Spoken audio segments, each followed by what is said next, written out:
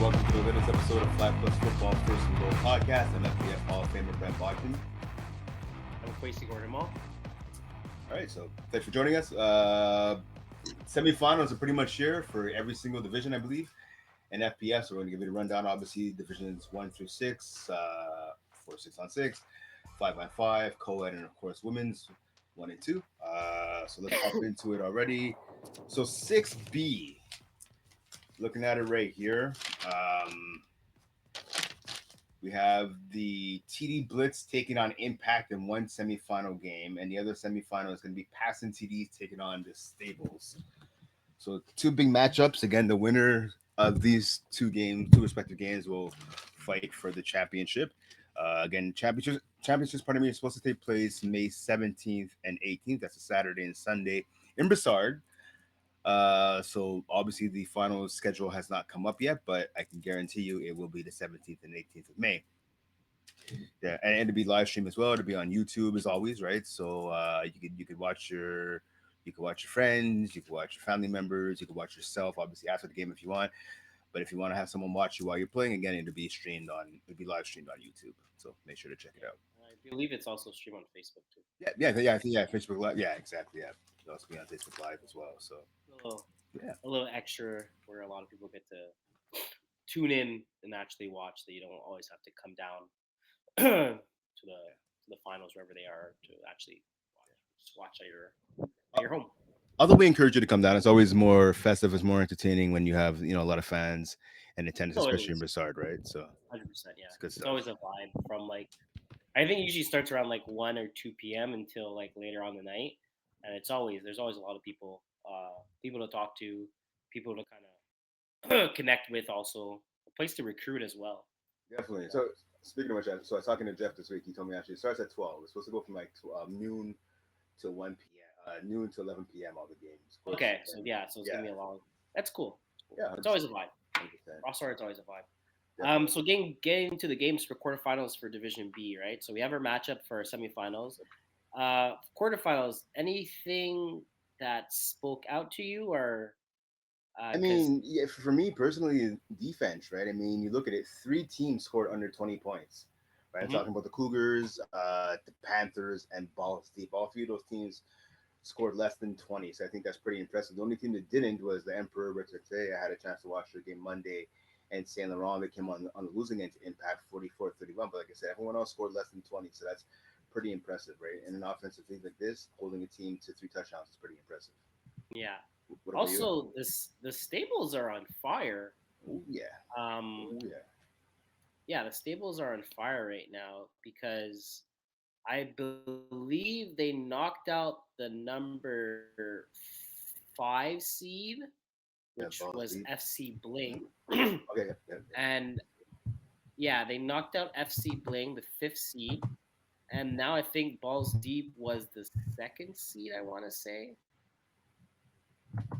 so. They knocked out two of the top. Yeah, Balls Deep was actually the first No, seed one seed. going Yeah, yeah, into the yeah. going into Yeah. the playoffs. So they knocked out FC Bling last week, and then the week before, and then they just knocked out Balls Deep. So that's two huge big games for them. Also, to look at it, um, they actually played Balls Deep week 13, and they lost 12-28. So the fact that they came back, kind of regrouped, and also they played the same opponent, I think maybe that was something that benefited them because they already play them, right? Usually, it's as we said before, it's kind of hard to beat the same guy, the Yeah, same team yeah. twice. 3 times is kind of like it's really hard, but even twice, because you kind of see what the other teams are looking to do. So if you're able to adapt and adjust well, you do get an advantage in that situation. Yeah, definitely.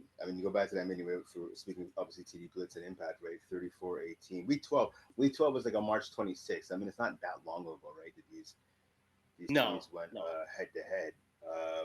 Julian Kusa, I believe the starting quarterback there, 13-19, 187 yards, 4 TDs in that game. Luca Vandito, 3 touchdowns in that matchup, right? So obviously um, they had an impact. TD Blitz had Alex O'Neal threw 125 yards, 2 touchdowns. He also had 4 carries for 41 yards and a score. So a pretty good game. I don't want to say it's one sided, but I mean, one team dropped almost 40, another team didn't get to 20. But listen, that was a couple weeks ago. You have to imagine that TD Blitz have had time to kind of reassess the weaknesses and work on some things. And again, one win away from making the finals, right? Is what it's all about. Yeah. So I expect a good game between TD Blitz and Impact. Yeah, yeah, for sure. Something to kind of also think about. Do you think this is a it's a reach here? Do you think the field had anything to do with these teams scoring the points that they scored? I mean, it's a good question. Because Let's go like back here. I mean, everyone knows the field in Chattagee is slippery, not the oh best place to yeah, cut. yeah, yeah. It's hard to run a lot of routes. The spacing is smaller. Right. You know, like it's a hard field to run on. Like in general, do you think that had anything to do with the fact that Balls Deep and Panthers only put up less than 20 points? I mean, it's possible. Listen, I mean, I had a conversation with Jeff and Bennett this week about that field. So Shadagi, I don't know if we've talked about this on here. They were doing the field. So when we come back, I believe next winter, maybe even the fall cup potentially, or fall season, I should say now. It's gonna have a new field in Shadagi, Yeah, and multiple people have complained about that field, myself included. It could have something to do with the low scoring. I mean, I've seen some high scoring games there, but for the most part, even like the high division teams, right? A lot of teams struggle to score there, and I think it does have a lot to do with the field. I know some people talk about slippage on that hmm, field. Other people, myself, my left calf, can tell you my foot got caught in the turf, and a lot of players are saying their feet are getting caught in the turf on that field. And it's anyways, it has to go, and thankfully the complex is doing something about it before we yeah. return in the That's gonna future. be nice. That's gonna be Yeah, something new because for sure, Chattagee it is a nice complex. You know, it's just 100%. A little out of the that way, but it is field. a nice complex for sure. That field is really something else. Yeah, it's brutal. Let's be Yeah. honest. So Like it's to the point where I know some people that live in Chattageeta don't want to play at that field, and yeah, and you that's know I that's bad. yeah, When you live in the area and you don't want to play there, you know that's yeah, bad. yeah, So you talked about TD Blitz and the impact, right? yeah, You just said that. So the next matchup will be passing TDs versus the Stables, right? yeah, exactly. Yeah, they did not meet in the regular season. The passing TD is the 3 seed in that matchup. What I'm interested to see, and sorry, Stables the 12 seed, right? So the Stables looking to keep their Cinderella run alive. Looking at how both teams got their passing TDs beat the Cougars 41-19, so again a blow up. And then the Stables beat Balls Deep, like you said, 22-6, right? So two teams that put up a lot of TDs in the quarterfinals. Let's see what they can do now in the semis. What kind of matchup are you expecting between these two teams? I think it's gonna be good. Right now, I think the Stables just have everything going for themselves. Yeah, The fact that they had a huge upset versus Balls Deep, and then the week before that, they have a huge upset versus FC Bling. yeah, Allowing Balls Deep to only score 6 points is very super impressive. And the fact that they scored 22 because Balls Deep's defense was pretty good as well. And then they go the week before that they play FC Bling. Yeah, they allowed them to score 30, but they still scored 40. You know, so uh, still it's showing that it seems like they're right now they're at the perfect point. Sorry, yeah, they're at the perfect point right now. They're just peaking, it seems. So right, right. um, passing TD, I think they're gonna have to go into this game and realize and kind of making sure everyone's on the same fact that this team's not a 12 seed really right now. They're playing as a one Yeah, seed. yeah. That's it. That's it. And you know, I will say the credit. So credit to the Stables. So the Stables actually lost the Balls Deep in the regular season finale back on April 6th by a score of 28-12. Yeah, that's what I said. So Yeah, yeah, yeah. So my bad. Yeah, you did say that, right? So yeah, credit to them, like you said, for turning it around. My apologies. So yeah, it's going to be interesting. Again, that game took place in strategy as well. Again, speaking to your point about struggling, I guess, yeah, offensively in strategy. Yeah, it's going to be interesting, man. I'm excited about this matchup. We're going to have a chance to potentially check it out actually this Sunday in Chattagee. I may be going down to check out a couple of games. So if I end up passing by there, we'll definitely stay there at 10 p.m. for that game between Passing Cities and the Stables. It's going to be a good game. Okay, so you talked about the Stables. So for Passing TD, right? I mean, again, a big win over the Cougars. How do they how does their offense kind of counteract this impressive Stables defense? they're gonna have to score. They're gonna Yeah, have to score. They're gonna one thing. that's gonna help them. They're gonna Pasadena has a very good offense as well, Mhm. um, but they're gonna have to score again. As they're playing in Chattagee, so a lot of times timing route and stuff is probably not gonna be the best. But again, Phil only could do so much, and it looks like they didn't really struggle that much versus Cougars. How they did score Right, right. 41. But if they want to, usually a lot of people say semifinals is a lot about defense, right? Defense wins you Right. championships, kind of defense. But I think before they get into the defensive mind, I think they're gonna have to go to offensive mind, and they're gonna have to put up some points. Also, the fact that the Stables are coming from a game that they just won 22-6. Balls Deep didn't score any points in them, right? So they're kind of going into this. They played on Monday. They're playing on Sunday. They're going to be a weekend.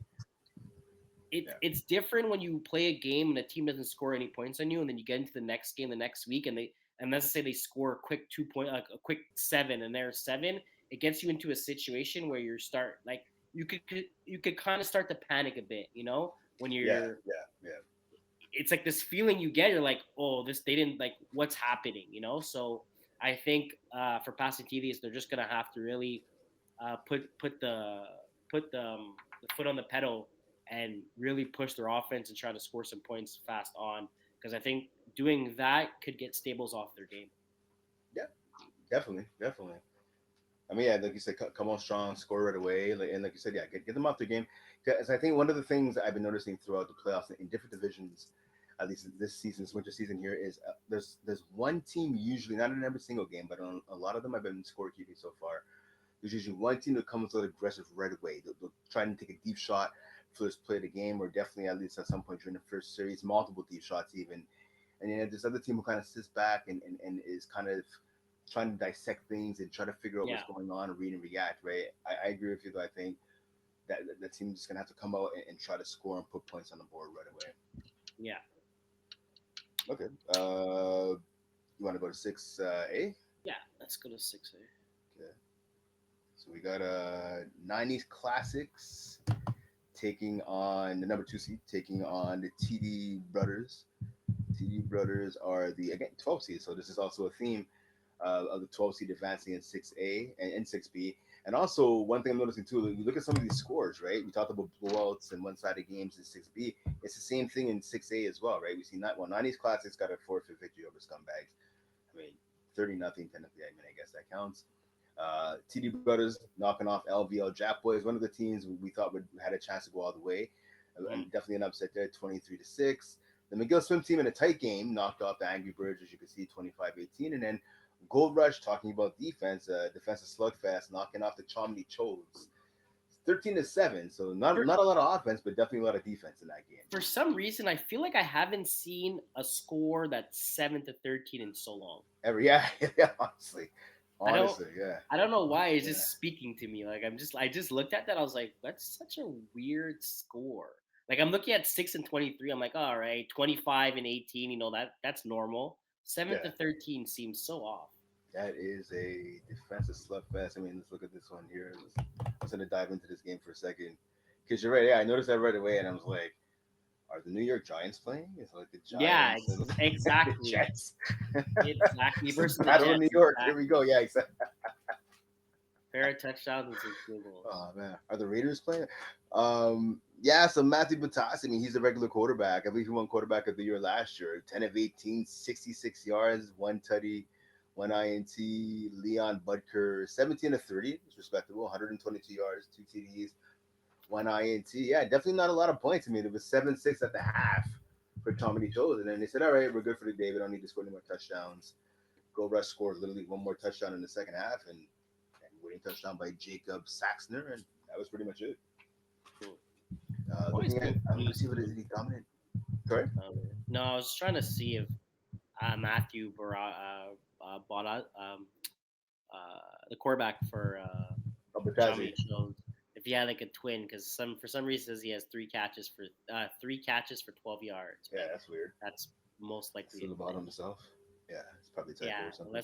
unless the snapper, unless the rusher tapped the ball 3 times and he caught it, Right? but then that Yeah, would be like a right. Yeah, rush and yeah, all that. But I doubt can see it. that happening once, not three times in the game, but you never know. Yeah, I used to always laugh about when I used to see stat lines and I see like 10 for 18 for 66 yards. And I'm like, how the hell do you how the hell do you throw for that many yards? Like how do you only throw for 66 yards? I used to like Yeah. literally I remember like a couple years back, like let's say we're going far back, like 5, 6 years ago. I used to laugh at it and then when I went quarterback myself and I'll see my stat line sometimes. Yeah, that's a lot different. It's a lot different. I'll tell you that, And man. I'm Hell looking, yeah. I'm like, how do I only throw for 50 something yards? Yeah. Even though I rushed for like 50, but like I was like, did I Right, only right. throw? Did I only throw for? I'm like, that's what I'm trying to in my head. I'm trying to think. I'm like, okay, he got a catch. He got a catch. I'm like, oh my god. So I don't make fun of people that throw for under 70 yards anymore.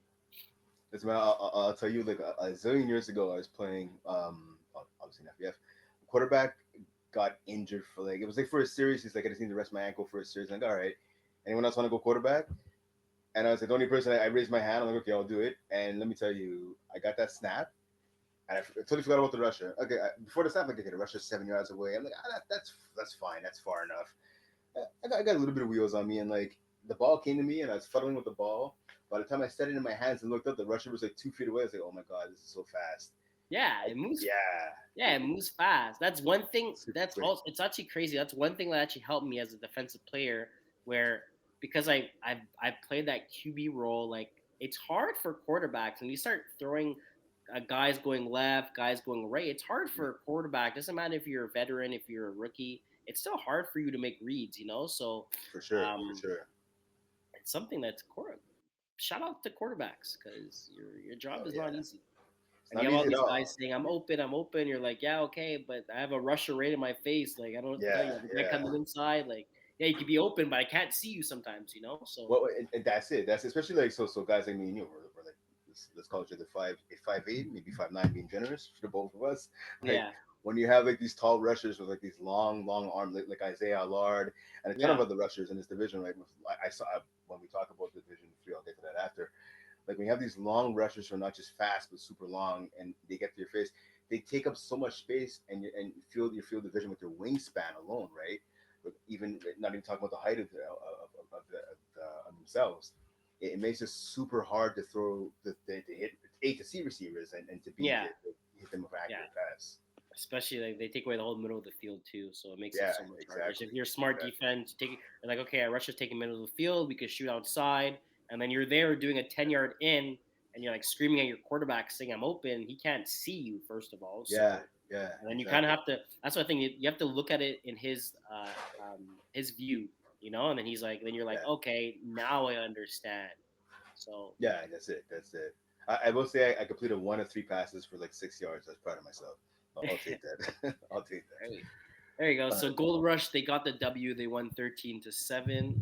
yeah, So low scoring game, but at the end of the day, a win's a win. there you go. And then as you said, McGill swim team got a big win, 25-18. I know that's a team that said they're gonna go all the way. Yeah, yeah, I think so. I think so. I'm still on board And with them. yeah, Still on very board. surprising that LVL Jack Boys lost, as you were saying. I thought that was one of the teams that were going to go as far as possible, but they don't. And it's always we talked about it last time. It always sucks that there's a forfeit. Hey man, Um, especially in the playoffs. Especially in the yeah, playoffs. because scumbags they get the upset versus Swiffer Wet Jets. It's like and then you guys forfeit next. Sometimes sometimes don't get me wrong. Sunday 7 p.m. Shadigi. Sometimes schedules don't work, and that's Yeah. unfortunate. But again, it's a shit situation, especially when you let a team go.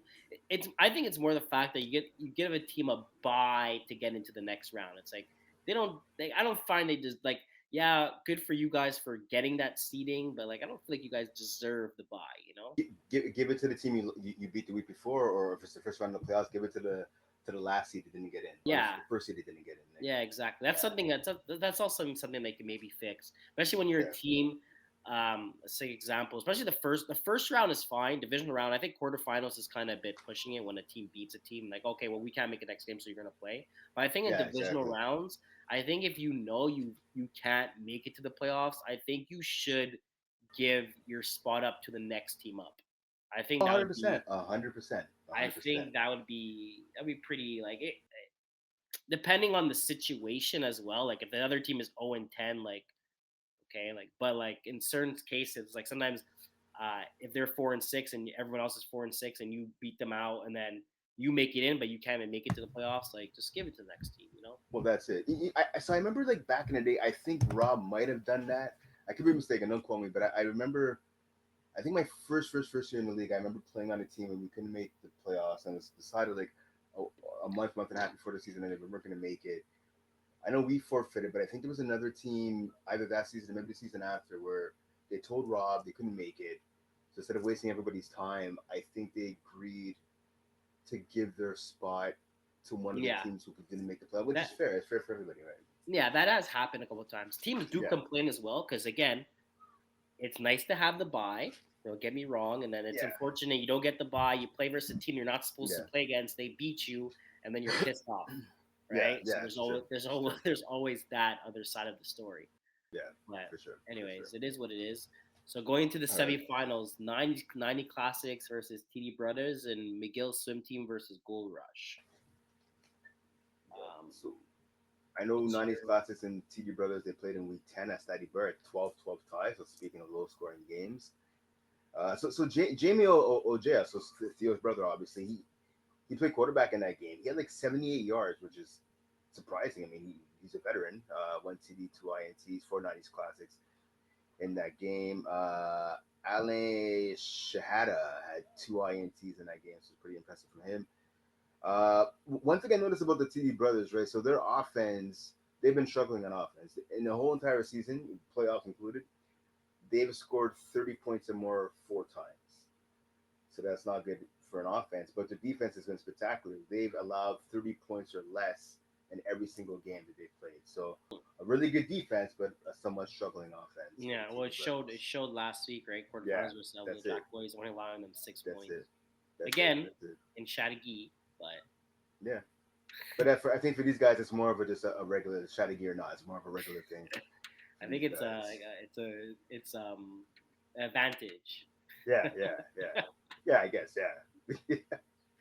I feel like um, I have a feeling I like in the next couple years, I feel like some teams are gonna start finding some loopholes in some fields, like yeah, where for you get sure. an advantage in certain fields and other fields. I'm pretty sure it's gonna start coming out. Yeah, I mean, listen. I mean, I know playing LSU, what used to be Lachine. I know there was advantages there. You had to watch out for the divots in the turf. Other Yeah, than that, it was good. and the drip coming down too. Yeah, yeah, definitely. I still prefer Broussard. You know, like for you, it's next door. For me, it's not that far. It's like a 15-minute drive from my place. Hmm. It's that's my favorite field to play. The lighting's great. The grass could be a little better, but I mean, it's not horrible. Yeah, exactly. Um, okay, yeah. So Um, yeah, you're saying the oh, McGill swim team, yeah, Gold Rush. That's number four seed McGill, number 10 seed Gold Rush. McGill beat them back on April 8th, so not that long ago, right? 32-12. So I mean, obviously yeah, McGill swim team looking for the sweep here. yeah. Um, So, question for yeah. you: how So confident do you think '90s Classic, the number two seed, playing versus TD Brothers, the 12th seed, and McGill Swim Team, the 4 seed, playing Gold Gold Rush, the Rush. 10th seed. How confident do you think these teams are going to going into this game? Okay, well, I mean, I'll start first. I just finished talking about it, right? I'll start first with the McGill swim team again. Week 14 was April 8th, so that's today. We're the 30th, so I mean that's what 3 weeks ago. Yeah, I'd be feeling pretty confident. Von Vanslet. So I'll give you a stat line for McGill swim team, the quarterback: 8 of 18 for 109 yards and four TDs. So he completed eight passes. Half of them went for touchdowns. I don't know if that's going to happen again, but it's a pretty impressive stat line. Our main man there, Keon Cyrus, two TDs in that game. He's got TDs as well from Evan Shibata, Arnold Bernard. They got a pick six from Arnold Bernard as well. So I listen. If I'm a Gil swim team, I'm confident. I mean, you look at Gold Rush. You have Sam Perez, who's a stand-up player. I was actually talking to Jeff about him the other day. A couple of the cast on that team. Louis Epstein and that, but like, if I'm the Gil swim team, I know I have the better team, and we proved it just a couple of weeks ago. So I'm pretty confident going into that game. For 90s Classics, I mean, listen, it is what it is for these guys. I mean, they are the higher seed. I believe. Yeah. So it's Yeah, it's 2 versus 12. yeah, exactly, right. So you want to have some confidence there, right? Against the TD Brothers again, you're the second seed, but as we saw, right, you can't be too confident, right? I'm sure the LVL Jap boys thought they were going to mop the floor with the TD Brothers as well, and well, look what happened. If I was the '90s classes, I'd be like, listen, we have one loss in the regular season and one tie. I would be confident, but I'd be smart about it. TD Brothers again, they knocked off the top seed. We just talked about their defense. Their defense has been impeccable the entire season. You want to have some confidence, but not too much. They have to watch out because they're definitely on upset alert because the TD Brothers, if they could keep this a tight game and get a late score, you never know. Okay. Let's go to Who are division. you, sorry, who are you predicting in these games? I'm gonna go 90 Classic and Miguelson team. I'm gonna take Okay, the yeah, two. same.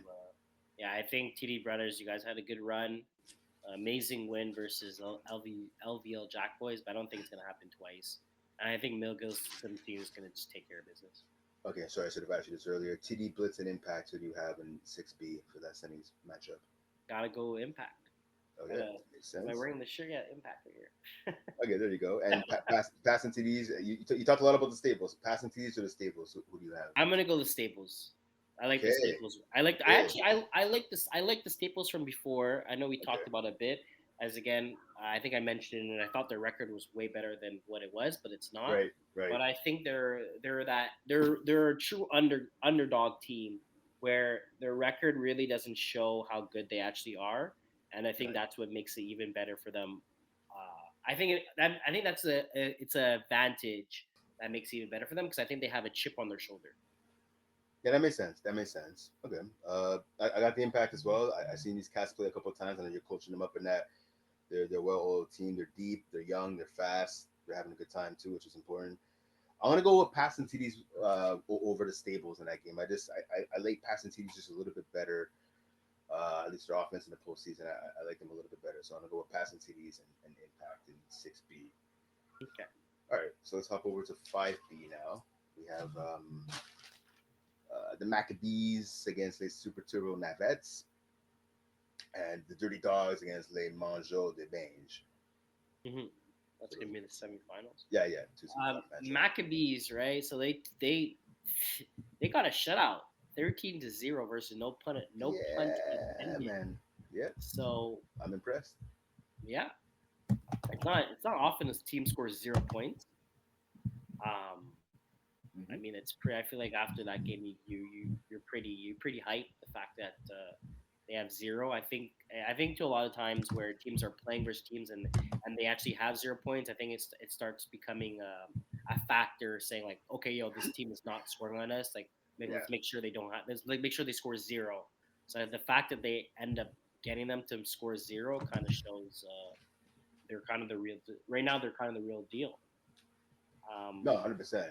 You hold the team to zero, and I don't care if it's week 2, week 1, week 12, week 80. Doesn't matter. You hold the team to zero yeah, points. You're doing something right. quarterfinals too, right? And Yeah, again, no there you punt go. intended. It's a team that just scored 42 versus the Gooners, right? And Yeah, yeah, yeah. Gooners is a very good team as well, right? Yep. So the fact that they dropped 42 versus a very good athletic Gooners team, and then all of a sudden they score zero versus Maccabees. It kind of There you go. There you go. yeah, Yep.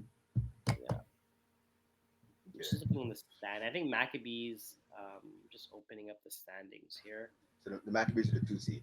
The 2 seed, right? Okay, yeah. Yeah. So we lost our number 1 seed, the Ducks. So there's no more Ducks Yep. anymore. I believe we had like 3 Ducks in this Yeah. division. We had Mighty Ducks and we had Ducks, right? So the Ducks actually beat Money Ducks. So they took away Yeah. the Yeah. first Ducks, but Yeah. they lose versus Les Super Turbo Navette. So I think that's a huge upset, right? Oh hell yeah. Yeah. Yeah. Yeah. Definitely. Yeah, it's a Definitely. 14 seed beating a number 1 seed, right? A lot of Exactly. 1 seeds are kind of just falling. I They're don't think a fine. lot of 1 seeds That's it. are That's it. are left in a lot of divisions.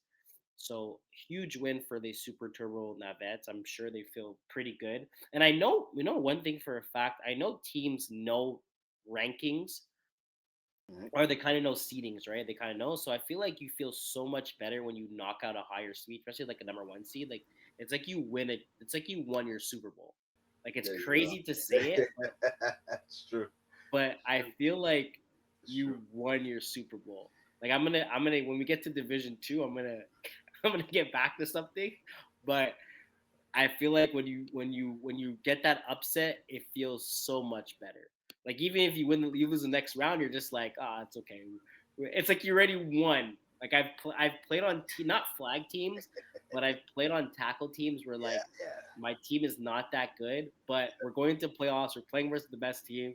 We beat them, and it's like we're celebrating like we just won the championship, yeah, hundred but we percent. only won the quarters or whatever. We get into the next round, we end up losing, but everyone's like, yeah, but it's okay. We beat the best team. Like we already won our Super Bowl. We're okay with it. We're good. Don't worry. 100%, dude. I feel you on that 100%. 100%. I detect no lies in that, man. Obviously, you want to try and go all the way win a championship. But I mean, if you don't, it kind of sucks. But yeah, if you're that lower seed, especially that underdog, everyone's doubting you. You can knock off one of those higher seeds. Yeah, it's You're yours something. for Yeah. success. Yeah. So big shout out to Les Super Turbo Navette. Good job Yep. for you guys. We talk about Maccabees, Dirty Dogs versus Dragon Monkey. No, So they're we have lost against well, they're playing part and they're playing the man. They yeah, Monzo. yeah. So I'm saying from the quarterfinals, the Okay, my Dirty bad. Dogs. Yeah, Dirty Sorry, Dogs won that yeah, game, yeah. and then Les Mange de Bang beats the Demons 45-34. Is that the same Demons team Yep, that's been yep, yep, in the league for? yep. They've been there for a minute. Is that They, them? they've been there. I'm pretty sure we're talking about the same team here. So I know my buddy Neil's on that team. There's a lot of cast. They've been in the league. I want to say 3 seasons now. Um, there's an older team called the Demons. I'm not sure if that's who you're talking about. I remember them. I'm not sure if they're still around anymore. But No, no. This one is the young team, right? yeah, that's the yeah, Yeah, they yeah. came in like 2000 and like 22. Like, They won. So I know. I remember the finals and Mary Vic. They won a championship. I remember that. okay, I yeah, was ready okay. for the. They're the. I know there is a Demons team. It's more older guys, but I Yeah, think yeah, yeah. this team is more No, young. this Well, this is for sure the younger team. 100%. I can tell you yeah, that. I Absolutely. wouldn't But like define young, but I think like the 20, 22, 23, 24 yeah, no, that's young category for ish. us at least. That's young. Okay, Yeah. so well, there you They, they, they, go. I will say most of those guys watch the podcast and they're fans of the podcast. They have no problem telling me when I've been wrong about something or telling me, hey, look out for this, look out for that. Well, guys, I don't know. I'm looking out, man. You guys, oof. 45, 34. I don't know. 34 is respectable. I respect that. But giving up almost a 50 burger, I don't Yeah, know. But I know seriously, in it's a talented team, though. yeah in Shadigi too. Yeah, they proved our theory about the Shattery field and lack of offense isn't true, at least as far as les mangeaux de bien are concerned. Hey, listen, Demons, better luck next time. They have some championship experience. It's not like the scrubs and that. Just they didn't show up in the first half, right? They were down 19-7, and then they outscored their opponents 27-26 in the second half. But you got to show up for both halves of football, right? And they know Hmm. that. They're not idiots. They know that. They're good guys. Okay. Yeah, man, I'm looking forward. So both of these semi-final matchups for 5B, neither team has played each other in the regular season. So Maccabees had not played the Super Turbo Navets, and the Dirty Dogs had not played the Monjo de Binge. So Okay. that I'm looking forward to it. Again, we talked about this a couple times now since the playoffs have started. The advantages and disadvantages of that. I'm expecting two really good games. I mean, can the Super Turbo Navets keep their Cinderella story going on? It's going to be interesting to see. I know Rafael Caron is a quarterback there, 5 TDs and the victory over the Ducks. I mean, that's definitely impressive. I mean, 5 TDs is 5 TDs. Pardon me, is 5 TDs no matter what division it is. Yeah, Uh, it's good motivation going into the semis. yeah, definitely. Yeah, Rafael Caron, my bad. Yeah, so I mean, Vincent Bololo for those TDs in that Ducks victory. So congrats to that dynamic duel. Yeah, Yeah, so we're gonna see what's gonna happen. Sorry. I'm very curious. I'm very well. Maccabees versus the Super Turbo Navette. Uh, I I I think Maccabees is gonna run away with it. Really? Hopefully Okay. I'm wrong because Okay. I would like to see a good game. But I makes Dirty Okay. Dogs versus Le Mans de Bain. I think that's gonna be a very good game. You have a 7 seed Yeah, versus the 7-8. 8 seed. Yeah. You have a team one finished 7-3, other team is 6-3, so they're and with a tie, right? So they're right behind each other. Yep. Um, Le Mans de Bang. They finished the season scoring the most points at 360. Right. Then you have Dirty Dogs allowing the least points at 165. So we have the battle Hmm. of the best offense and defense. Well, I'll take that back. Maccabees are also allowed 165 this season, but they're Right. tied Right. that. But still 160. So you the highest offense versus the lowest defense. So we're gonna have Right. it's gonna be like a yin and a yang, right? One team is scoring over 360. I think that's 30 points. That's 35 points a game. And then one team is only allowing 16 points, like 15 points a game, right? So, Yeah. kind of as I said, it's like who's gonna what team is it basically is the defense gonna win it or is it gonna be the offense gonna gonna win it? And that's the thing, right? I mean, and that's kind of the not the rock. Yeah, I was trying to say the movable force against the. I can never get this saying properly. God, screw it up. I'll get it in a second. It's the movable force against something object. I always screw that saying up. Anyways, it basically one strong offense against some really strong defense. I'm gonna side with the defense actually Yeah, me too. in this I matchup. would side with the defense too, but I just find this game is compared to Maccabees, where I think Maccabees is one of the top defenses. Well, they are the top defenses. The Super Turbos are as the I'm just looking right here, 289. So also Super Turbos are also scoring a lot of points, but I think they're going to be playing against the best defense they played against this year. Yeah, So that's yeah, also something to kind of look out for. Sometimes it's unfortunate when you get into that situation because you're not used to playing versus such a good defense, so it kind of hits you in the face before you even know it. yeah, But yeah, yeah. again, it is playoffs; anything can happen. But it's going to be two. I feel like I'm hoping Maccabees and the Super Bowl will make it very interesting. But I'm very excited to see Dirty Dogs versus the Mange de Bang. I think that's going to be a very good game. Definitely, definitely. Okay, so I have the saying here. Yes, thank you, Google. It's the unstoppable force meets an immovable object. I always get it mixed up. Anyways, there you go. That's what I'm trying to say. Anyways, two really good matchups for the semis. I'm excited, like you said, just to see it as well, man. May the best team win. Who are you? Who are you picking if you had to choose a side in these matchups? I'm gonna go with the top seeds. I'm gonna take Maccabees, Okay, and I'm going to take the defense. So I'm going to take Dirty Dogs. okay. I got I got Lemanjo the bench just because I like what they've been doing. They've been dominant lately. Not to say the Dirty Dogs have not been good. I'm just saying I just have a hunch about Lemanjo the bench. And I'm gonna say I want to go with the underdogs again, but no, I'm gonna say the Maccabees. I think the Maccabees will find a way to pull it out. Mm-hmm. Okay. Good. Okay, so Let's. top right, five A. Sorry. You want to go to 5A or Yeah. Yeah. Let's go to five cool? All right, all right. So 5A here we have trying to get the seeds here. It's the Baby Sharks taking on Thunder Terry Buddies. Bavav's team. Yep, Thunder Buddies. So that should be a solid matchup there. I'm just trying to get the seeds. Yeah, so the Baby Sharks are the fifth seed. Thunder Buddies are the 11th seed. So 5 versus 11 matchup there. And then we have the Reborn Prospects, who are the fourth seed, taking on an exciting Pigeons team. And the Pigeons, surprisingly, are the 14th seed. Mm-hmm. I've seen this team play a lot. I mean, looking at the regular season record again, we talked about before 5-5.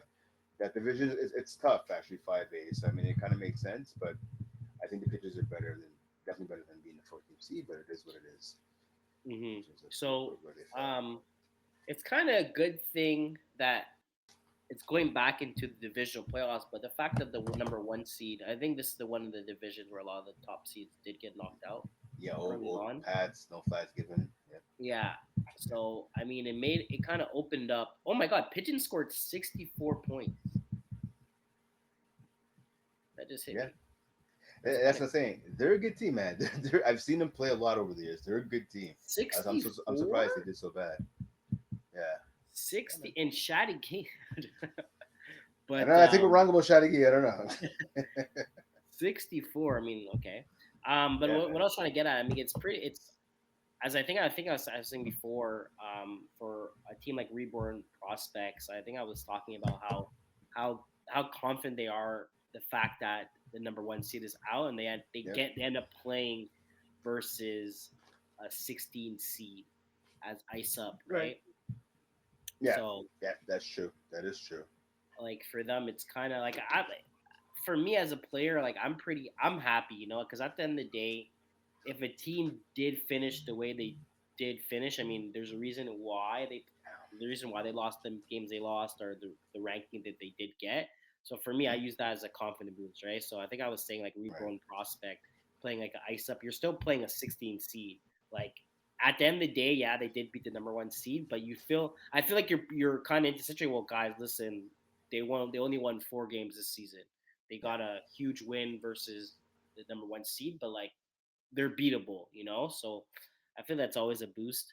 And the fact that Reborn Prospect they won 25-18, and then the same thing goes to Event City, right? Event City knocked out the number 2 seed in the divisional round, Old Pats, and then all of a sudden they play versus a Baby Sharks team where they actually almost won. They finished 32-31.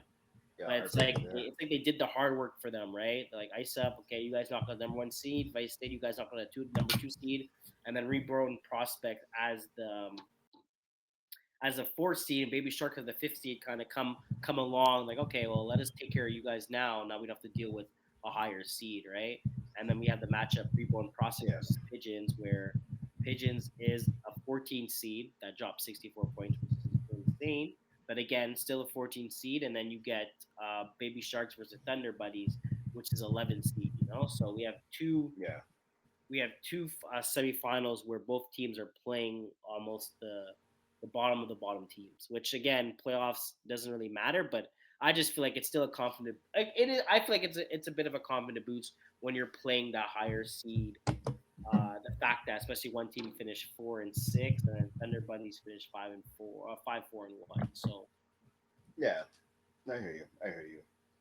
I mean, it is what it is. Again, like these CDs and the stash, throw them out the window, right? When you get onto the field, playoffs or not, right?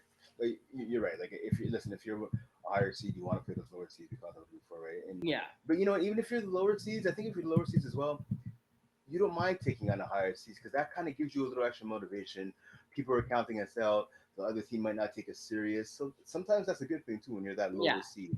exactly. But like it feels so much better, like right, like as I was saying, Reborn Prospect is a 4 seed. Mathematically, the how the standing should be, right? It should Mm. right now we should have a 1 versus 4 versus a 2 versus 3, right? Yeah, Instead of yeah, Reborn Prospect playing the 1 seed, which they should, like if everything goes right, usually it yeah, doesn't, but sometimes the bracket does fall in properly. They would be playing a number 1 seed, and it's like, oh, we're playing versus a team that finished 9-1, like, oh, we're gonna have a bit of struggle. Instead, now they're gonna yeah, be yeah. playing a team that's 11 seed. That's how I see it. Right, right, But right. again, I said it before, playoffs, it's a whole different game.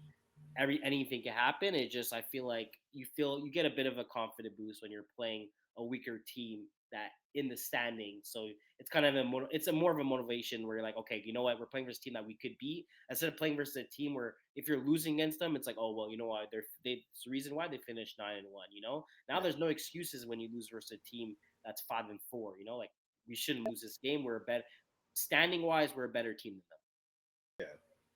I mean, you want to look at the numbers a bit more. I mean, for Reborn Processor, again, the fourth seed against the Pigeons, 14th seed. Pigeons beat them in the regular season. So, I mean, again, numbers only mean so much, right? They beat them week two, 36-25 in these back in January. So, again, you got to line up and just see what happens. Baby Sharks, Thunder Buddies did not meet in the regular season. So, again, that'll be the first time 5 seed, Baby Sharks, 11 seed. Thunder Buddies, I've seen the Thunder Buddies play a lot this season. Terry Babalis is putting it up there. His receivers are making plays on the ball and getting a lot of yak yards too. So the Baby Sharks are gonna have to make sure their tackling and their coverage when Terry starts moving around is on point. And like I said, the Pigeons again with that big victory in week two over Reborn Prospects. Cherry Costa 4 TD passes. Luca Cherry Costa, pardon me, 2 TDs as a receiver and a pick six as well in that matchup. So obviously, Reborn Prospects looking for a little revenge. Who do you have in these matchups? I'm gonna go the 2 top seeds. I'm gonna go Baby Sharks, Okay, and I'm gonna take Reborn Prospects. okay. I'm gonna go with It's interesting actually. I'm gonna go with the Thunder Buddies. Like I said, Okay. I've had a chance to see Terry and his offense a lot. They have two big playmakers on their team. I mentioned them. I'm gonna get to names in a second. I mentioned them. I believe it was last week. I think with the Pigeons game, this is an interesting game, and I can't ignore the 50. Sorry, the 64 points. Like you said, 64 points is 64 points. I don't care who you're playing. If you average that even over a couple of games, it's still fine.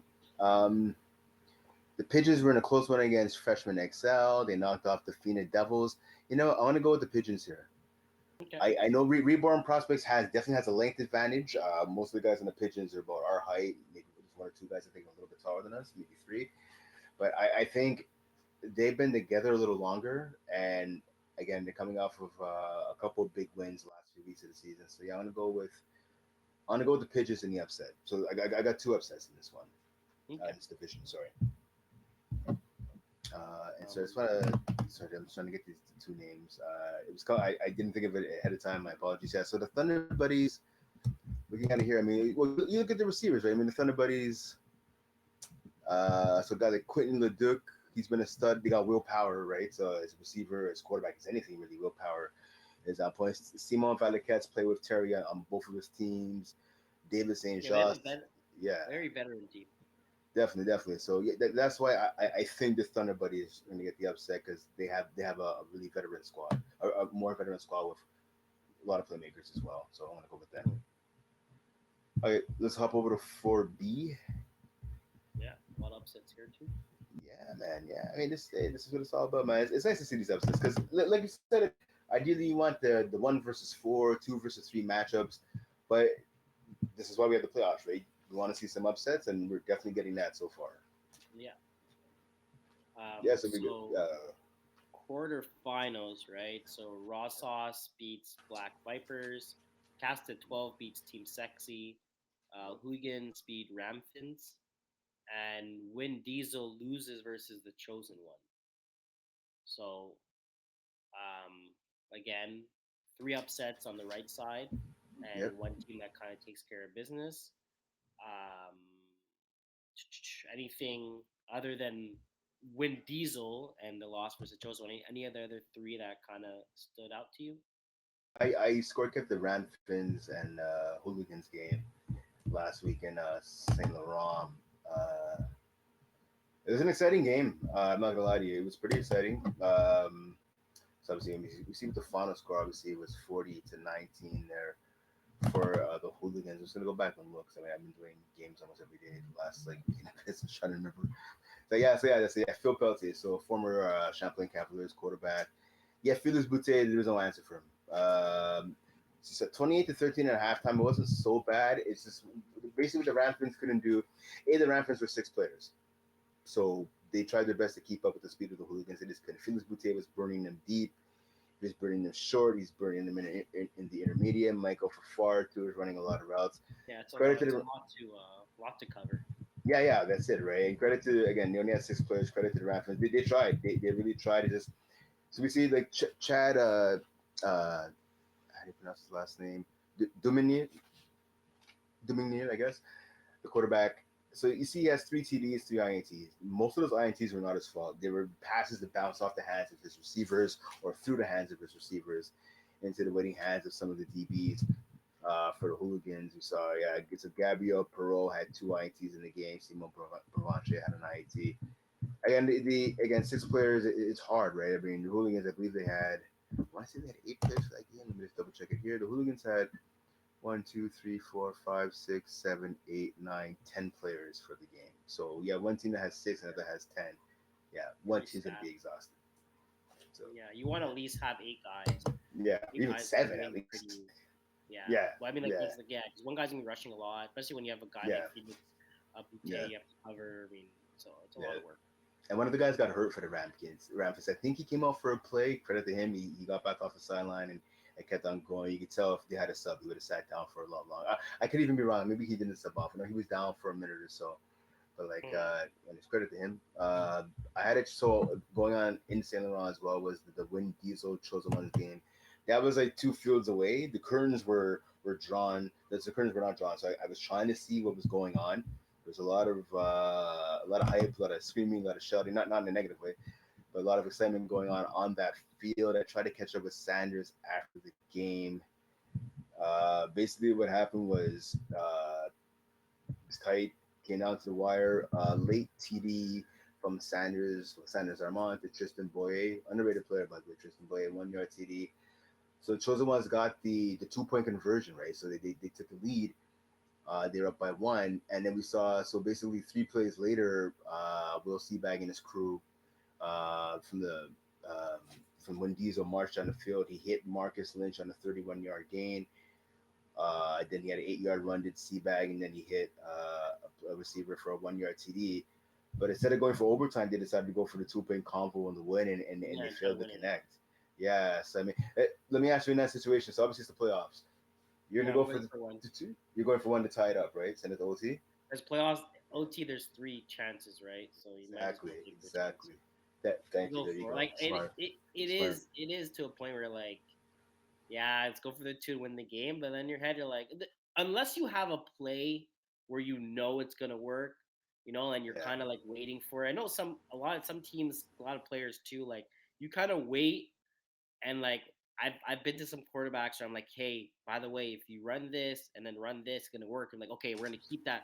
We're gonna keep Yep. that in our pocket, So if it's like Yeah. a Yeah. situation Yeah. like Yeah. that where Yeah. you have a play and it's gonna work because you've been running something and they've been kind of stopping your converge, you're like, okay, I got you guys, don't worry. If you're in that situation, go for the two.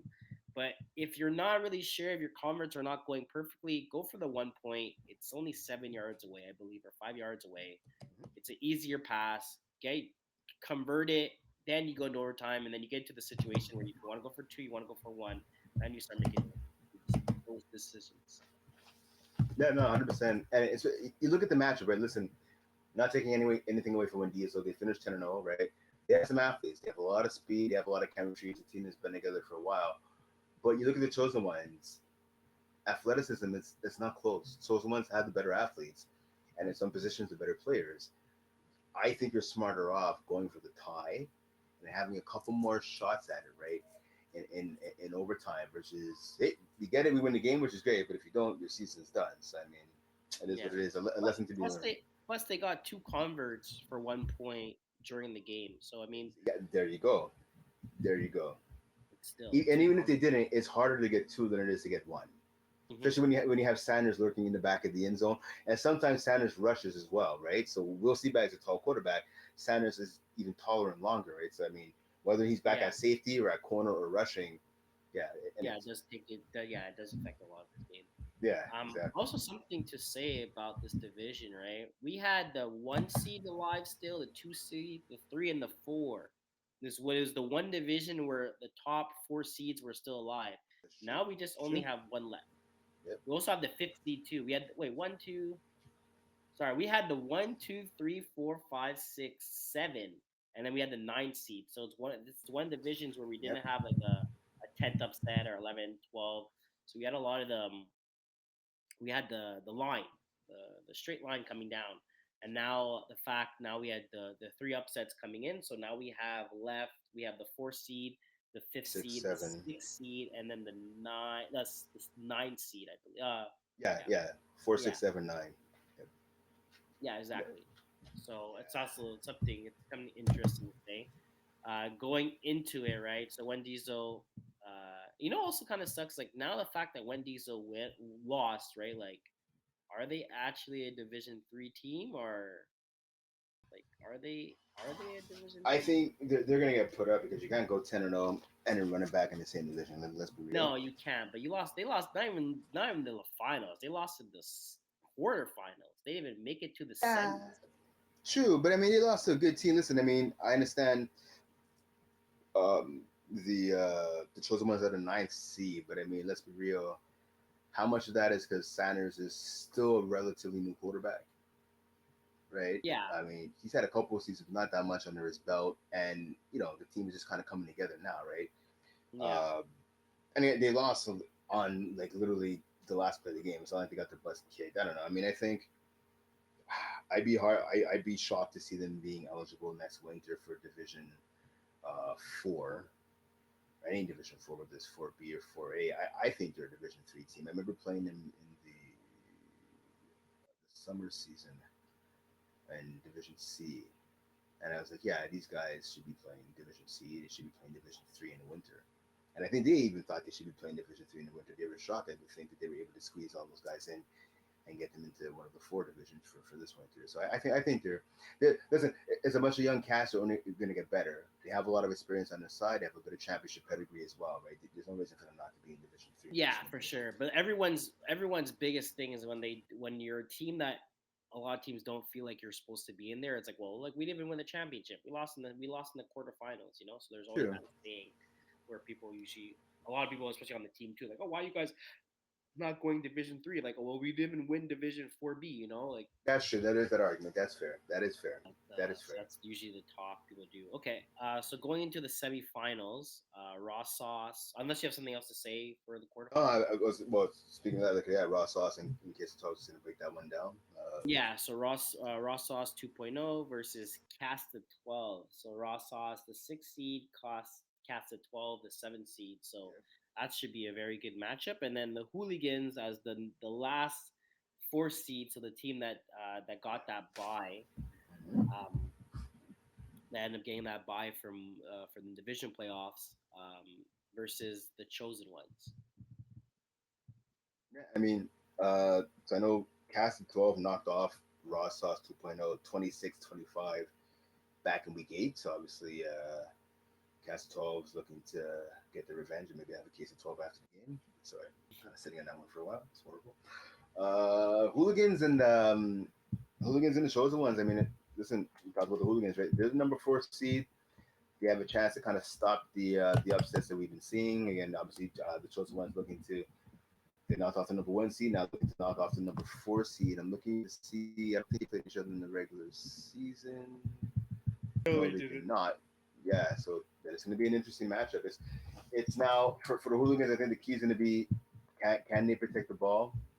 Um, you look at their. So I'm trying to find stats here. So the quarterback Phil Kelsey again, former Champlain quarterback. He's smart. He has a big arm. He's accurate, but you can't throw. Like see how they threw deep all the time against the Ramfins and a bunch of other teams as well.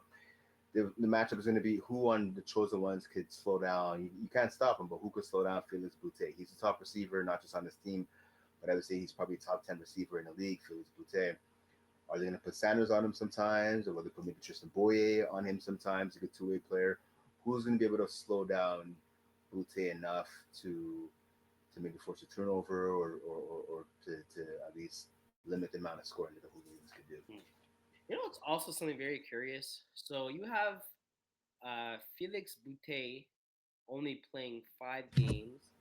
Then you have Yep. Simon Provencher Yep. also at 5 games. Then you have Gabriel Perrin also at 5 games. But two of their main guys only played 5 games. So it's kind of Yep. it's deceiving their record because I'm not gonna go back like that. But some of the games maybe they lost. Maybe Felix only played 5, right? So out of the 10 games that they played, maybe he missed some of those games that they lost too. So this team could have easily been a 10-0 team. Same thing with Simon Provencher, which is probably one of their top defend. That is their second in top defenders if you count Felix. But yeah, it's two of their main players that missed half of their season. So that's also something to also look at. Well, I'm looking at it right here. So Felix, he missed week 4, Coconuts. He missed week 5, Notorious Whales. He missed week 8 against the Chattagee Community College. So on the website it says 5 games, but he's officially played 1, 2, 3, 4. Yeah, fuck it. Yeah, my bad. 5. You're right. Looking at it here, so I mean, well, the games that he wasn't there for, they beat the Coconuts. They beat the yeah. No, they're 3-0 and he wasn't there. So he I don't lost know the the games that he was attending. He did lose because there has to be games five that he games. wasn't there. No, yeah, you're right. So you're saying 5, but for some reason, so I just looked at his profile and it's saying that he missed. You should check this again. It's saying that he missed only 3 games. Oh, okay, that's weird. All right. Yeah, so there's something not right with the. I understand what you're looking at, like the roster page, but when I click on his name, you'll see it. It says he only missed 3 games, and they won all 3 games that he missed. Hmm. All right. Well, forget what I said then. All right, so Hooligans chosen one. So again, I also think that's going to be based on Sanders. It depends on Sanders' play, especially at this Yeah, level. for sure. Sanders has For a sure. bad day, they're going to lose. If Sanders has a Oh great yeah, day, yeah, for sure, for sure. chances for them are going to be very higher to win. And then Raw Sauce 2.0 versus Cast at 12. I think that's going to be one of the again that's going to be a very good matchup. Two Yeah, teams yeah, finishing 6-4, 6-4. Um, Pretty much two powerhouse scoring teams. Defense wise, they pretty much allowed around the same points. Offensive wise, the other team scored for 40 more points, which that was cast at 12. But I think we're gonna have two really good games, especially if Sanders is on too um, this Monday coming up. It's gonna be two really good semifinal games. definitely, definitely. Quickly, what do you have? I'm gonna go the chosen ones, and I'm gonna take Raw Sauce 2.0. Okay. Yeah, I'm going with Ross. I'm going with the chosen one for sure, and I'm gonna say yeah, I'll say Ross Sauce 2.0 gets the revenge and avenges the 26-25 loss early in the All year. right, All right, let's go let's go to to 4A. 3A. FF4A, sorry. Yeah, a lot of high scoring games in the quarterfinals, except for Sleeping All Stars. Sleeping All Stars did their part. They put up 35 points. Yeah. Balls deep So only had we actually have full upsets, right? All the yeah, top seeds that were going into this all mhm, lost. it's true. So there's also that. Sleeping Stars brutal beatdown on balls deep, 35-8. Yeah, Trap Stars get out of a yeah, I saw big that game against the shootout, Penetrators. I watched that one. 46-38. Killer Race, Speed Academy, there you go, a very big game too, 42 37, and they pit to cat versus Goon. So I believe you score kept Yeah, I think that was his you name. score kept, yeah, the Trap Star game, right? Yeah. Yeah. No. I was supposed to. Or did you do I did know. I you was do the on Goons? field one. You I did the say I did the goals in Petit Carrot. Yeah, Yeah. okay, yeah. So Yeah. exactly, yeah. So Yeah. I saw part of the Goons game. I just feel like, so from my recap, and then I'll let you kind of say your recap. I just saw Goons doing whatever they wanted. Yeah. Yeah. Pretty much. Yeah. Yeah. Honestly. Yeah. It's just, that's really how. And I'm surprised the Petit Carrots. They're a good team. I played against them last spring season. Like they knocked us out of the playoffs. They're a really good team. Uh, Xavier Tremblay. So I'm not gonna lie. Listen, there's so many teams in FPF. We're not gonna see every single team. It is what it is. No matter how much you try. Like you score keep a couple times a week. I score keep a couple of times. You're at the field playing as well. We're not gonna see every single game. I hadn't seen the Goons. I've seen some of their players on other teams, like Crisley Brazil. I hadn't seen him before. I know he plays on a he played for the Vultures in Division Two. I didn't see any of the games he played with them, but I saw his stats. I was like, okay. And I saw him in person with the Goons. The man had like 112 yards, three TDs. He was phenomenal. Xavier Tremblay, I had never seen him play. 13 of 16, 260 yards, seven touchdowns. Yes, Yeah, say that again. Seven touchdowns. That's on point. That is on point. yeah. William Chamberlain, 10 two TDs. They pretty much every time I was looking back, like I was, because I played Yeah, before them. Every time yeah, I looked my like I was looking back at my shoulder, I saw a bomb touchdown, yeah, miss yeah, post wheel touchdown, hook yeah, yeah. run down the field. I was like, oh, what's going on here? But the Goons are a good team. The Goons are a 100%. Oh very yeah. good Oh team. yeah. Oh yeah. Um, they're athletic. They have a lot of athletes. They're super athletic, and you can see that they're able to pass. They're able to throw down the ball, right? They're able to throw the ball deep. So Trap Stars are gonna have um, they're gonna have a run for their money. Again, Trap Stars. So sorry. Well, I'll go in semifinals kind of after. Um, so Goons beat Pizza Cat. Killer Royce beat Speed Academy 42-37. So that was a high score game. And then we said Trap Stars 46-38. And then Sleeping Stars. I was talking to Yoshi about that game, and he just said we took care of business, and that's all. I was like, all right. Yeah, honestly, yeah, he's not wrong. He's not wrong at all. Took care of business. I He's not guess wrong. that's a team with Justin Rear, right? Balls deep. Yeah, yeah, yeah, Yeah. yeah. Justin, right, right. So My buddy Justin, man, I love Justin, but like, yeah, it's those. yeah, they just kind of said we took care of business, and we said on yeah, to the next. And I said, all right. It yeah, seems like Justin didn't have the best game either. 11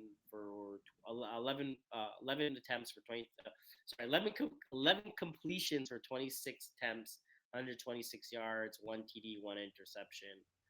He used his legs a bit, 3 attempts, 38 yards, but it just seems Sleeping Stars kind of took advantage early. They're up 21-0, yeah, the half, and yeah, when you're up 21 points in the first half, it's hard for a team to kind of adjust and come back. exactly, exactly. It is. It is. It's one of those outings. They struggle to move the ball. Yeah. So semifinals: Goons versus Trap Stars, Killer Rays versus Sleeping All Stars. Now we don't As have. sorry, go. I know. I was saying the top four seeds are gone.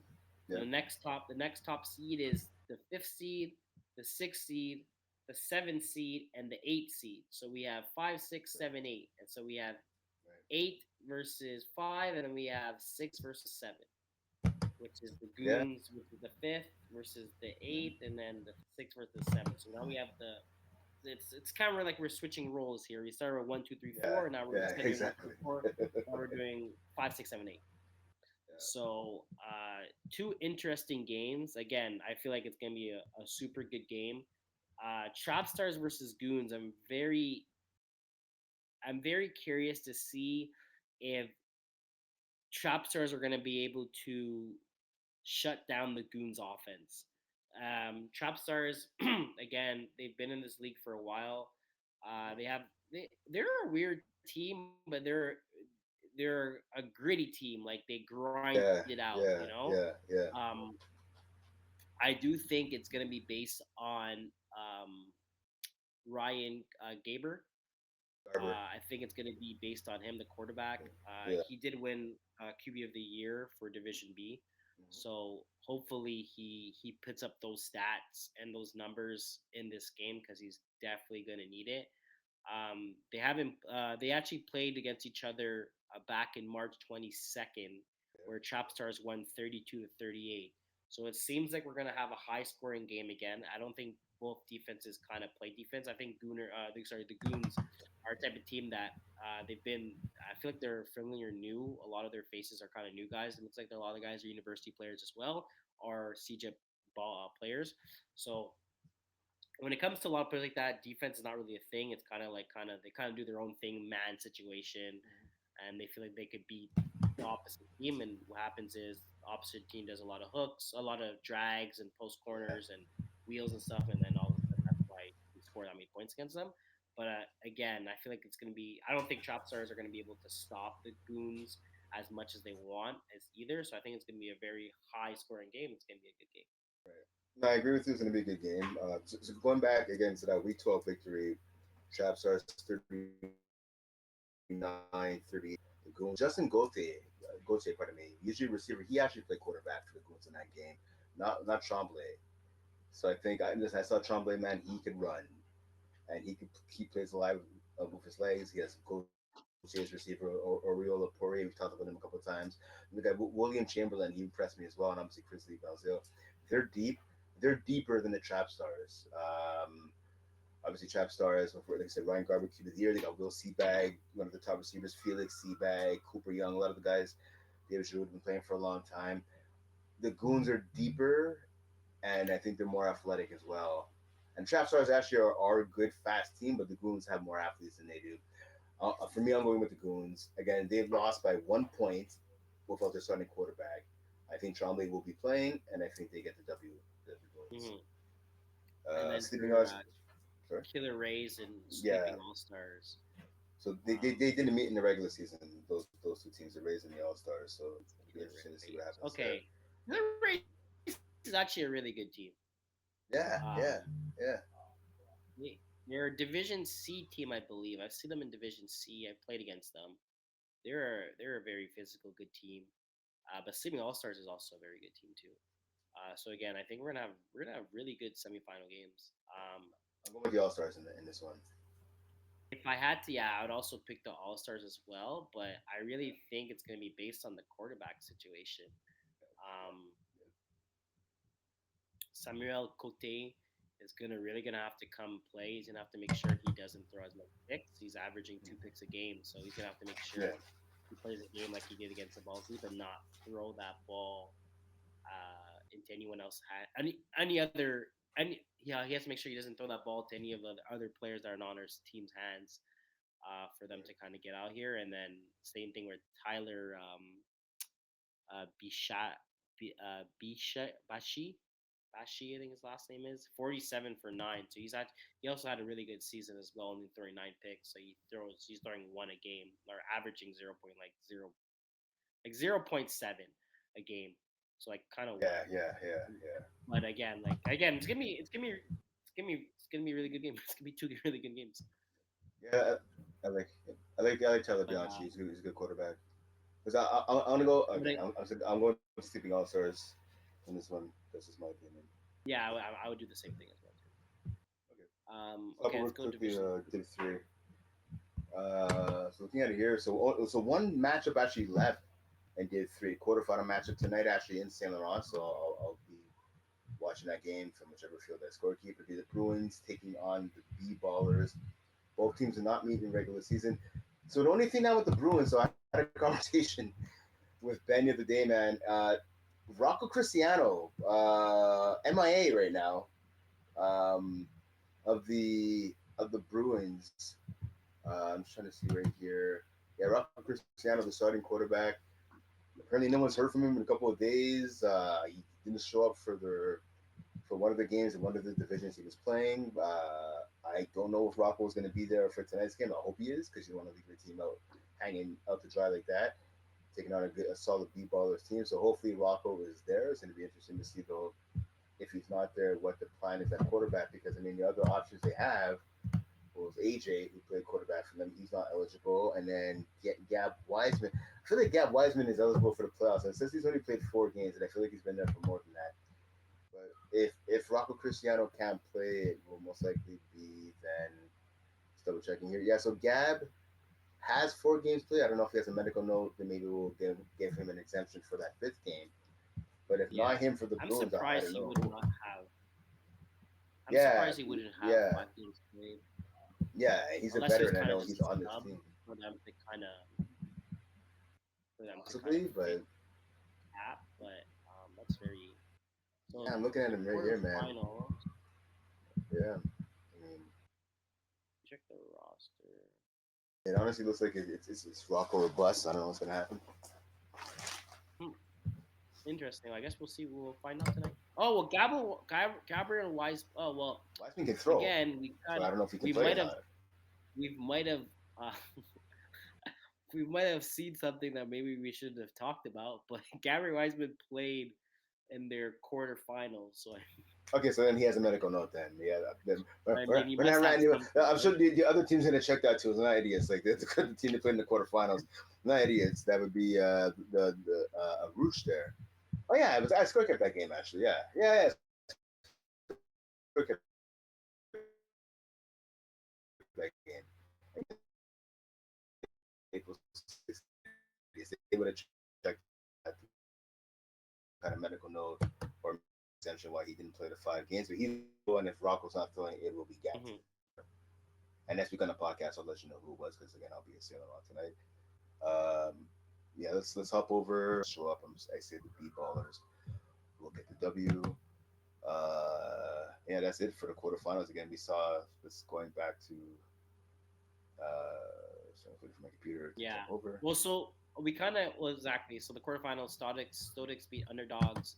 I Yeah, feel like that was something that was gonna happen. Blackfield yeah, penetration took care of barbecue chicken. yeah, Again, uh, and I feel like that's something higher. The better team oh won, yeah, and then yeah. Sorry. Idaho, I Yeah, the so, Pimps also took yeah. care of Being the Super super Dies. I think daddies. that was yeah, Yeah, I score 34. kept that backfield penetration game. Listen, I'm gonna tell you, backfield penetration. Isaiah Stewart, you hate to see someone lose. They're so dominant. The man had 4 sacks and a pick six in the first half as the Mhm. rusher, and then he added, I think, 4 pass deflections and another sack in the second half. This is a Jimmy St. Jean game where you force him to become one dimensional.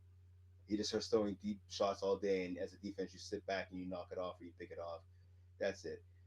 He has a lot of weapons on his team. Jimmy does, but as a quarterback, as a defense, if you could force him to throw it deep, he loves those 50-50 balls. He'll chuck it up, double coverage, triple coverage. He doesn't care. Yeah. I yeah, he's not a hard quarterback to beat. And backfield penetration, they were missing. Nick Ropini came late for that game. So Alessandro Berrizoni, so Barra was playing both ways. He had a horrible first half, and he'd be the first one to tell you the defense was getting smoked. As soon as Gropini got there, he settled everybody down. Their defense, led by Anthony Lazaro, started forcing turnovers. They made a bunch of plays, and then in reverse, where the offense for barbecue chicken was going nowhere. You could see the frustration on the faces of guys like of Tam, of other players. Like they weren't moving the ball, and it was just because Jimmy just kept throwing deep all the time, even when it wasn't open, giving up like 10 yard hooks that are wide open. He wasn't throwing to them, and that's how you lose a game. Yeah, for sure. Does not help you at all, Nope, especially in playoffs as not at well. all. When you get down, when you start getting down like that, it's hard to come back. Yeah, that's So it. for That's it. Division Two, hop on there. Yep. So we had the quarterfinals. We had a lot of pretty good games.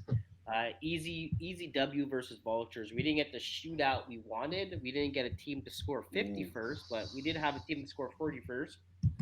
that was a game. Let me tell you, I Um, saw that game. That was a game. That was a yeah, game. so we Oh kind of we man. kind of knew what we were gonna get. Yeah. High scoring game. Easy Yeah. W ends up getting the win here, 45-42. So Yeah. they will move on to the semifinals. Dirty Birds take cares of Party Ballers. So I watched some of that game. I score kept I that was one. kind of going across from my game. I was kind of like, Yeah. again, Yeah. it seemed like at halftime it was close, and then Dirty Birds kind of just ran with it. Um, the better team won. Dirty Birds defense kind of showed why they're the number one team going into the playoffs and why their defense is the number one team, and it kind of just showed how they took care of a strong Yeah. party ballers is still a strong team. A lot of athletic guys. They had a quarterback situation problem. I think that's the reason why. I feel like if they had a better quarterback, that was actually a true quarterback instead of the guy Zico. Yeah. Instead of Ezekiel T. Yeah. yeah, instead of He having tried. him, He tried. But yeah. But if you have him more as a receiver and then you bring in yeah. someone else, I feel like it would have been a bit differently. Yeah. But again, That. it is what Yeah. it is. Yeah. Then you had Infantry play Fins Up. That was also a good game. Mm-hmm. It came down to the last play of the game Yep. where I'm gonna Fins ask you Up. about that. I'm gonna ask you about Right? that. No, I'm gonna. I mean, obviously that's the game you were playing. I watched that Oh game yeah. after my game was done. So Fins Up ended up scoring on the last play. And they got the W there, and then Diamond Bougie kind of Silent Diamond Bougie loses versus Silent Ticklers, where Silent Ticklers, as again, remember, I think we were talking about it. How I said Diamond Bougie, it's like the younger version of Silent Ticklers, and I think Veteran just took care of more rookie. That doesn't make Yeah. much sense, but uh, more experience got the win there. Yeah. I mean, I still kept that game as well. Also, okay, let's start first quickly with the ECW and Vultures. Obviously, that game went down to the wire. So Vultures quarterback Ben McMahon actually hurt his back in that game. Yeah, he He told pulled me. something out in his back, and you could tell he was uncomfortable throwing the ball, and that really affected him in the second half. Credit to him though for gutting it out, and they lost by 3 points. Another tight game between two really powerhouse teams. ECW now extends their win streak, I believe, to 9 games in a row. Is it nine? No, 8 games. They extend their winning streak to 8 games in a row for CCW with the win. So I did the Dirty Birds and Party Ballers game. That game it started off a little slow, man. Like Dirty Birds, it took a little while to get going for those guys. You see the 20-6 halftime lead for the Dirty Birds. First couple of series, they looked a little shaky. There were some drops in that. Party Ballers came out. He only scored 6 points in the first half, but I believe I agree with what you're saying though. So Ezekiel uh, T, I believe is how you pronounce his last name. He's a CFL wide receiver. He plays for the BC Lions. He's a phenomenal athlete. He's long, he's strong, he's fast. Is he a quarterback in this high of a division? No, he's not. And that's what held that team back because props to those guys they party balls. The guys like Kalen St. Cyr, Clausens, Claryvaux, Frankie Hogue, obviously. Listen, Beyonde, Hassan Do. So talked about these guys in my Division Two articles all season. Some future CFO players, some college university players, some former university players as well. If they had a better quarterback, I think they would go a little further. We see T 9 of 19, 92 yards, two TDs, 20 Ts. There was a couple of calls in the game that went against the party ballers, which I didn't agree with, and definitely they did not as well. But it is what it is. The better team found a way to get the W. So credit to Dirty Birds, number one seed, showing why they're that. Okay, so I watched your game. Obviously, a heartbreak for you guys. I want to ask your opinion on it. So Simon Deshane caught a pass at the 1 yard line. You No and way, I that's think, a flag. yeah, yeah. You and Rory went in and made the tackle. I saw what happened. Simon was spinning off for you guys, and he fell to the ground. And I think it was you that was called for the roughing. That was not a penalty. I saw the replay. It was not a Yeah, penalty. no, exactly. It, So in defense of the refs, like in real time, it looks like you guys might have thrown him to the yeah, ground. So I guess that's what a penalty's called. But yeah, yeah, but there it's was no so penalty. that yeah, it's so hard to see because we're seeing in fast motion, right? Same thing for the Yeah, ref. So yeah, even when I saw the flag, I was like, oh, again, it's Mark as well too. Mark is a very aggressive defensive player. So when the Mark kind of went up to me and he's like, I didn't even touch him. I hit the ball, and I was there coming across when the ball was thrown, and I did see the ball get hit. So I was like, okay, I'm like, okay, maybe. And then right. he was kind of complaining. That's kind of weird. Sorry, I thought I was hearing something. He was kind of complaining to me, and he was kind of saying like, he's like, I didn't hit him, and I was like, yeah, okay, Mark, like, all right, like, let's go, guys, like, we're they're on the 1 yard line, but seeing it in slow motion and seeing it in slow motion and seeing what happened, it kind of does suck because that's the last play of the game, right? Like, they catch that, there's no time left. He gets deflagged on the 1 yard Yeah, line, and the game's over. So, yeah, um, I mean, it is what it is. It's part of the game, right? Like you're not gonna get every call that you want. It comes to a situation where don't leave the game in the ref's hands. You know, yeah. It's true. play better. We didn't play the best of the game. We were down 8-0 to start the game. Then AJ threw a pick. We're down 14-0, and we kind of climbed back slowly, but it wasn't enough. We Yeah, end up scoring. We end up scoring 39 seconds before the we end up scoring 39 seconds left in the game where we couldn't need the ball on the 1 yard line, kind of killed some more that's clock. what I thought you guys were gonna do. We could have kind of Exactly, so exactly. You guys scored too quick. yeah. So again, like the fact that we like I kind of I to oh lost my train of thought here, but I told the guys after the game, I'm like, you know what? It does suck that we lost, but again, we put ourselves in a situation where we shouldn't have been in the situation, and then also the fact that um, if we're gonna give a team 40 seconds to score, at the end of the day, they can't score. We have to play. We have to be better. So Yeah. Well, I want to ask you. So what happened? So Dondre Borden got the game-winning touchdown on the last play. He did it. I know Jordan Terrell did a drag to the left. Dondre did a drag over the middle behind him. What happened on that one? Because he was wide open. yeah, so we He just was blown coverage. we just played lanes. We played lanes underneath. Right. We kind of told Mike that was playing our three. We said if the snapper goes straight at you, you just take him as a man coverage. So the problem was on Rory's side, the guy didn't go, and sucks to say it, but he should let that ball. He didn't go, and Roy kind of followed him instead of staying on the line. And Okay. then Dondre came across, and he just threw it wide open. So Right. Okay. Okay. it was a lanes call with a three over top squeeze with if a snapper goes straight through, it becomes a man to man with the three and the three. So the snapper and the guy that's playing inside the middle, Okay.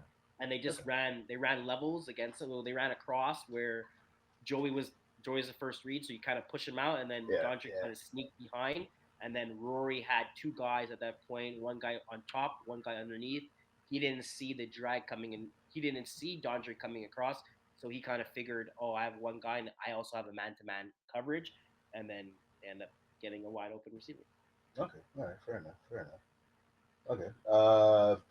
Yeah. Quick. I mean, I know you talked about the Diamond Bougie game. I mean, it is what it is.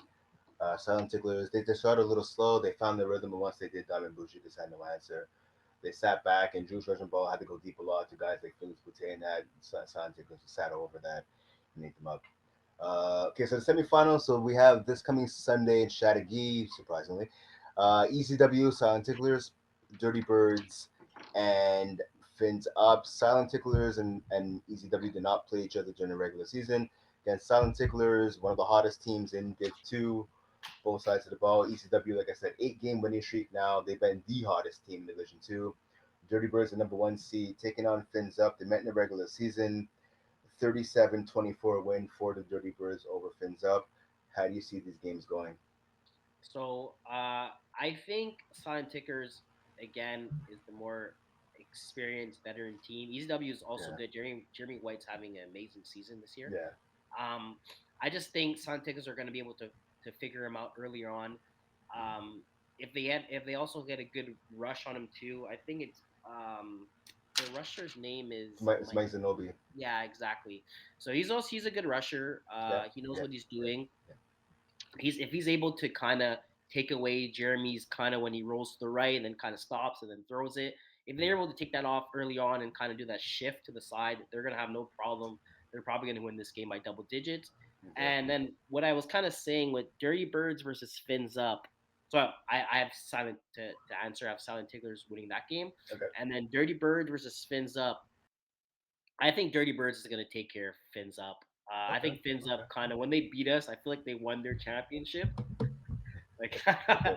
how it ended, I feel like they won it. Like they were like Okay, big props okay, to them. You know, like I won't lie.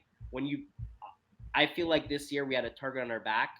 I feel like we were probably one of the best teams going into the season, and the right, fact that you knock us out, like it's a good feeling, you know. But I just feel like our biggest issue was we weren't able to get the amount of stops that we wanted. And I think Dirty Birds right, are going to be able to counter that and get more stops than that we did. We got one stop at the end of the game, and it was a pick that I did. right, I right, think Dirty Birds are going to be able to get at least an earlier start. I don't think they're going to start as bad as we did. So I think it's still going to be a good game, but I think Dirty Birds are going to, and they're playing in Chattagee. It's a bad field for guys to do drags across the field and stuff.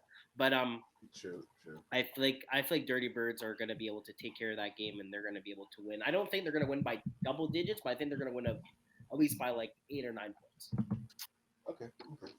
Uh, I'm not gonna let you know who I'm picking because I'm gonna write that in my article, which will be out on Saturday. So you guys, unfortunately, will have to wait for that. So make sure to check out the article. Yep. Let's hop over to Division One. One.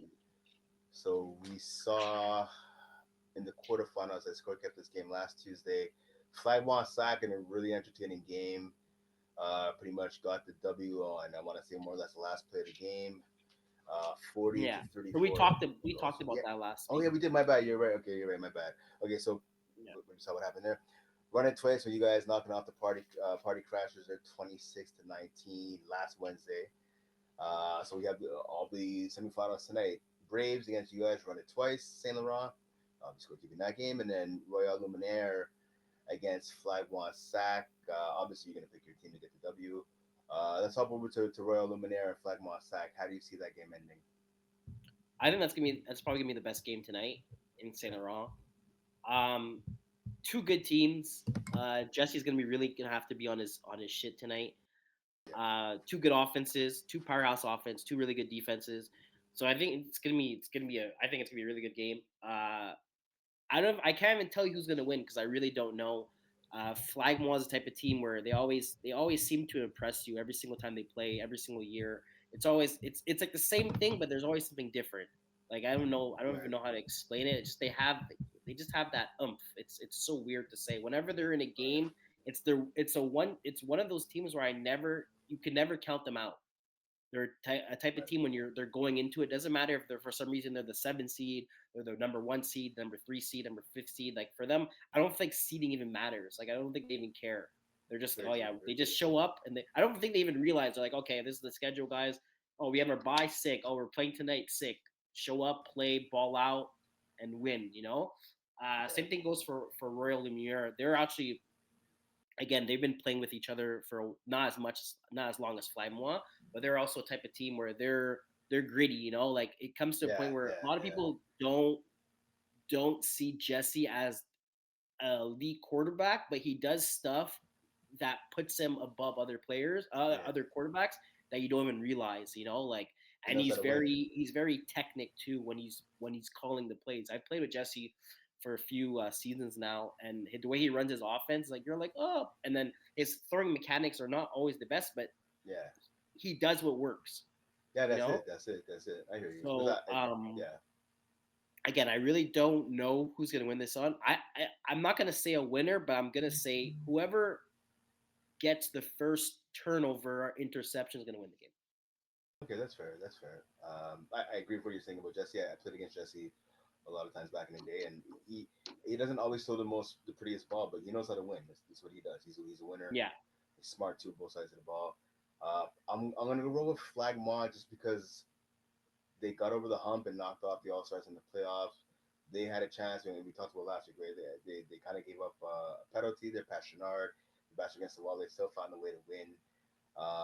Again, Rory Sumergi and a teammate of yours and Div 2. Obviously, he didn't play Div 1, so that did factor into the equation.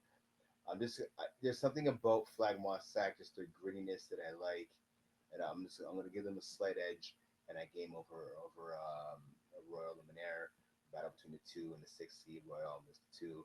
Obviously, you guys the Braves the one seed against you guys run it twice. They beat you guys twice in the regular season, but again, it's a playoff, so you throw all that out the window. I'm leaning towards the Braves, but I mean, you never know what could happen. Right? It is the postseason. yeah, we're gonna have to pull a rabbit out of our hat tonight.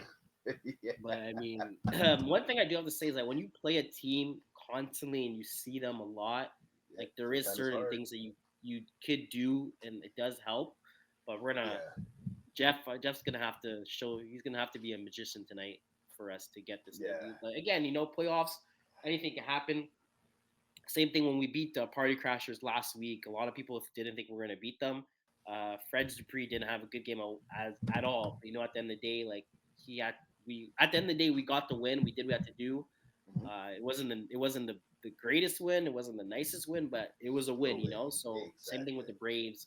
It's gonna have to be the same thing. We're gonna have to get stops. We're gonna have to score, and we're gonna have to put them in tough situations and basically make them do more mistakes than we do. Yeah, all right. So fair enough. Well, good luck to all four teams, yourself included. Let's go to women's two quickly. Only one semifinal matchup with the ladies. I scored kept the other one, which took place Sunday night. Chaos just walked all over X Yeah, but Cons. so for quarterfinals, we talked about quarterfinals already, Yeah, talk right? about the semis. So yeah, the Yeah, Chaos exactly. W So over semi, X yeah, Cons. Yeah, that was ugly. I was surprised. X Cons, listen, man, they had a ton of drops. They dropped touchdowns, they dropped first downs, they dropped pretty much everything. Like I remember we were talking about last week. I really was looking forward to this game. I remember talking to Gigi and Emma last week, and I was like, yeah, that's gonna be a good game. They're looking forward to it. And yeah, they came out, man, and chaos pretty much from go. They just dominated both sides of the ball. They capitalized on all those drops, a lot of interceptions off of the hands of yes, cons receivers. They just did not bring their A game, and chaos stomped them out. You can see 32-6. The other semifinal matchup is taking place this Monday at Stade the Soccer there in Papino, Valhalla against the Citadins. They did not play each other surprisingly in the regular season. How do you think that game's going to shake out? I think it's gonna be good. Valhalla, high scoring team. Yeah, Citadin, yeah, also high scoring team. Hopefully, it's gonna be better than the Chaos versus XCon game because again, I also thought that game was gonna be a bit closer regarding the score. When I saw 32-6, I yeah, was yeah. surprised. I know Chaos is a good team. They've been together for a while. So Yep, again, when Allison is on, she's on. Uh, exactly, again, exactly. it doesn't help the fact that XCons did have the drops that they did have, but again, Yeah, just looking back at the stats, at it quick for Chaos, just to kind of briefly go out like on it. Allison went 33 for 17, 17 for 33. Again, she always makes a lot of, she always throws the ball a lot. She's always about 50-60% throwing, but she mm, went for 216 with 5 touchdowns. yeah, Gigi had 100, Emma had 88 with three mm, touchdowns and two. So the fact it does make a difference that XCon did have a lot of drops, but doesn't make a difference. It doesn't show the fact that they also allowed 32 points being scored on them. yeah, So yeah. with no INTs either, right? Um, for Valhalla and Citadin, hopefully the games are a bit. Hopefully the game's better. Hopefully both teams are able to score. Hopefully, Again, both of these teams are coached. I feel like sometimes when you are coached, it's a bit better because it puts a bit less stress on the quarterback. Because the coaches kind of calls the play and it's kind of like, hey, we're running like Roger Lucy, look for number 7. Like they have Yeah, certain tells. yeah, I know for me as a coach, I coach I coach younger kids, but it comes to a point where we're coaching flag, our wristband is literally dummy proof. I'm not saying not calling out any shade or anything like that, but it's so much easier when a coach is calling out a play and he's like, okay, guys, you're hitting red, or we're gonna yeah, yeah, run yeah, this call, and then you're like, look for this. Like it makes it so yeah, much easier, and it puts so much less stress on you. For both teams, I feel like offensive wise, that helps a lot because you're able to pick out as a coach, you're able to pick out all the loose ends and the gaps inside defenses. So I yeah. think both teams are going to take advantage of that. But I'm gonna give Citadel the benefit of doubt here, and I think they're going to be able to take care of Oh, business, okay, beating Valhalla on okay, Monday. okay. So sit against the A seed. I'm gonna take the 3 seed. I'm gonna take Valhalla in that game. I like their offense just a little bit better.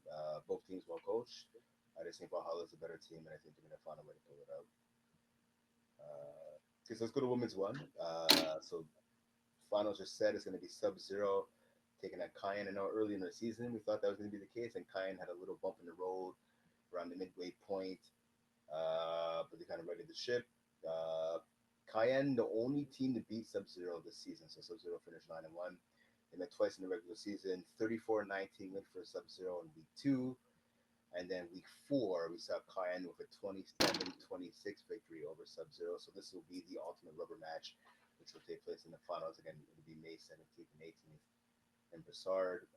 Do you think Cayenne has any chance of pulling off the upset for a second time, or do you think it's going to be Sub Zero will be the queens of women's one?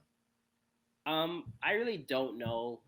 As we said before, we talked about it a lot. Both these teams are used to playing versus each other, so I feel like they Yeah, kind of like share wins and losses. Like, okay, you guys win here, we win here.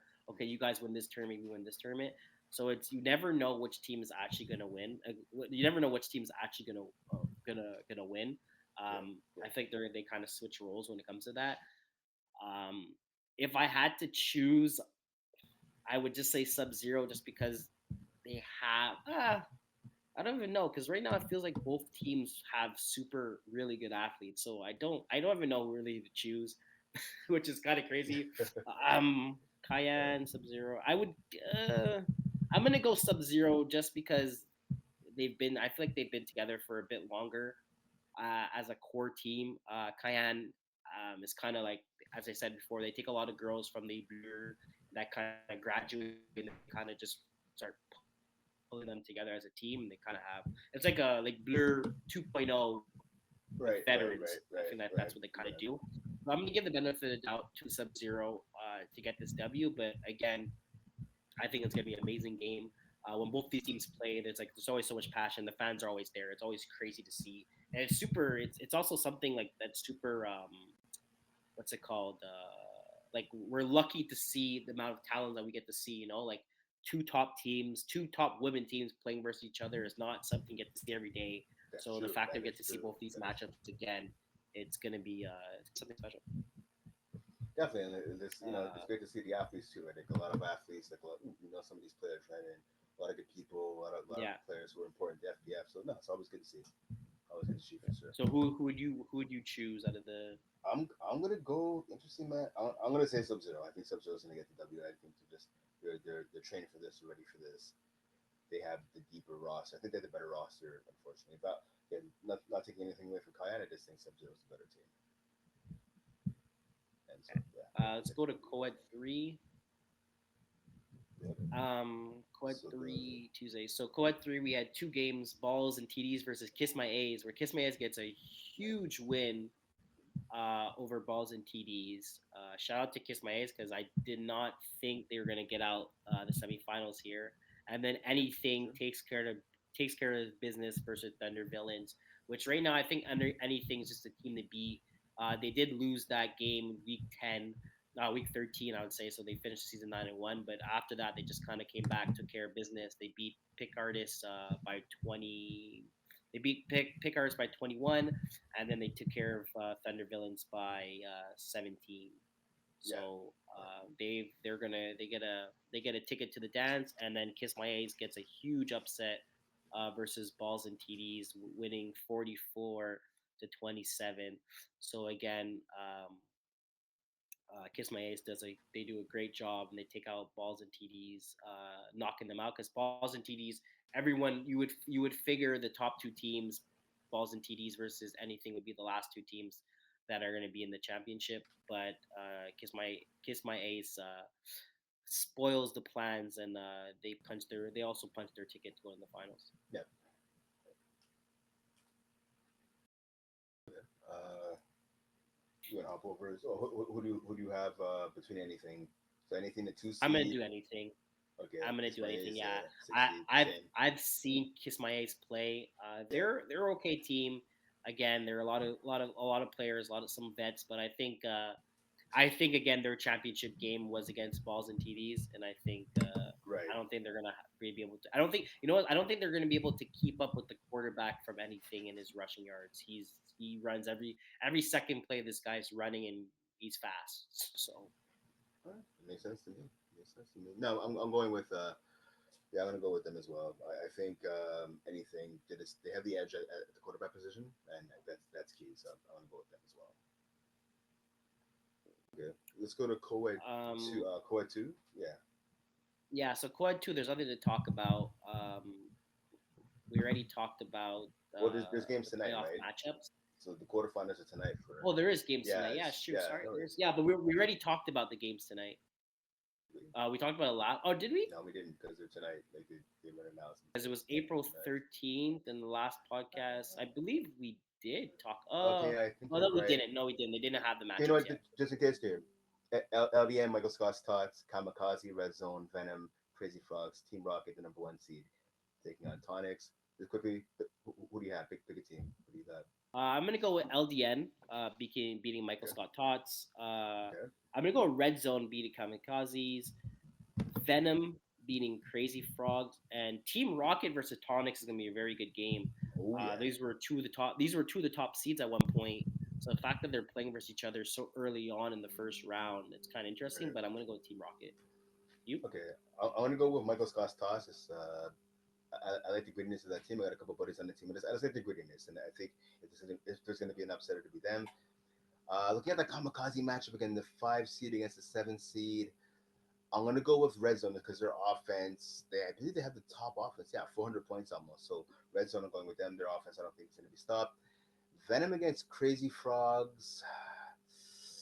I'm gonna go with Venom.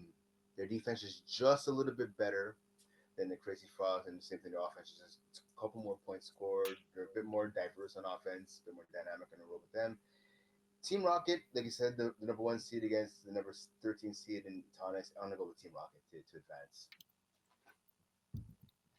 Team Rocket's actually my dark horse. Not my dark horse, but it's the one team I thought was Number gonna win one it seed. all. So Okay, okay.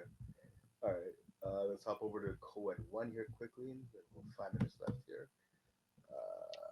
So looking at it here, there are games on Monday. IG team against Banana Nice Try and the Merge against the Dominoes team. I score kept well. I'm supposed to score keep the IG team against Hoosh Mizzou's. Hoosh Mizzou's did not have enough players to qualify. Tam of yeah, Hoosh that's Mizzou's is in that's tournament. crazy. Yeah, and they found out. I feel bad because the IG guys, ladies, they all showed up. Tam was in the tournament, which everyone kind of knew. I know Nick Couture, whose kid Xavier plays on Hoosh Mizzou's. He knew there would be missing players. They just didn't have enough. They had 4 players and only like I think one or two girls, so not enough to play. Co-eds, unfortunately, it's a waste of the IG's team time. They were not happy about that, and I can't blame them. I scored at the Banner Nice Try game against a Plenty of Fish. That was a shootout. That was actually a really entertaining game. To score keep, obviously Banner Nice Try 47-40 win. The Merge knocked off Kiss My End Zone 41-32, and then obviously you guys, I did your game against Pass Whooping 45-32. You guys just overwhelmed Chris Rive. He didn't have time to throw. When he did, he was missing passes. Guys were catching as well, and you guys just kind of suffocated them. I mean, 32 points is still good, but you really in the second half, I find you guys really suffocated the pass within. Yeah, like yeah, that game I felt like going into it, I felt comfortable, but like the whole time, Yeah, you kind of when you go into a game, you're not nervous around it, you're yeah, not really yeah, pressured, yeah, and you feel yeah, like everything's going well. Like everything yeah. for us was going well the whole time. Exactly. There you So go. There you go. I mean, you had um, AJ one catch for 19 yards, and you guys still scored 45 points, right? So I mean, you guys are doing something right. Obviously, yeah, Kevin Wyatt. yeah, exactly. But also when you have Kevin Wyatt there, Yeah, yeah. thing, and Shout out to yeah, Jerome Hollington there, 8 catches, 112 yards. Unfortunately for him, the losing cause. But yeah, you guys just shut things down when you needed to. You made plays and you made stops when you had to. But I think that was the key. yeah, exactly. And then also our girls did a lot of good Oh yeah, portion in the Emma, damage as well, right? I think Emma had two Emma and Gigi. TDs. Yep, Gigi had exactly. one. Shout out to they them had some really good catches too, big catches as well. That also for sure. helps. It takes down the pressure off everybody else when Yeah, players are just making catches left and right. It makes everything so much easier. definitely, Um, definitely. so Lara as semifinals. well too, using her speed for you guys. Yeah, semifinals. Yeah, you're saying so if you get back on my screen, I'll look at your So resolution. Yeah, semifinals. The IG team versus Banana Nice Try. yep. I don't think they played versus each other.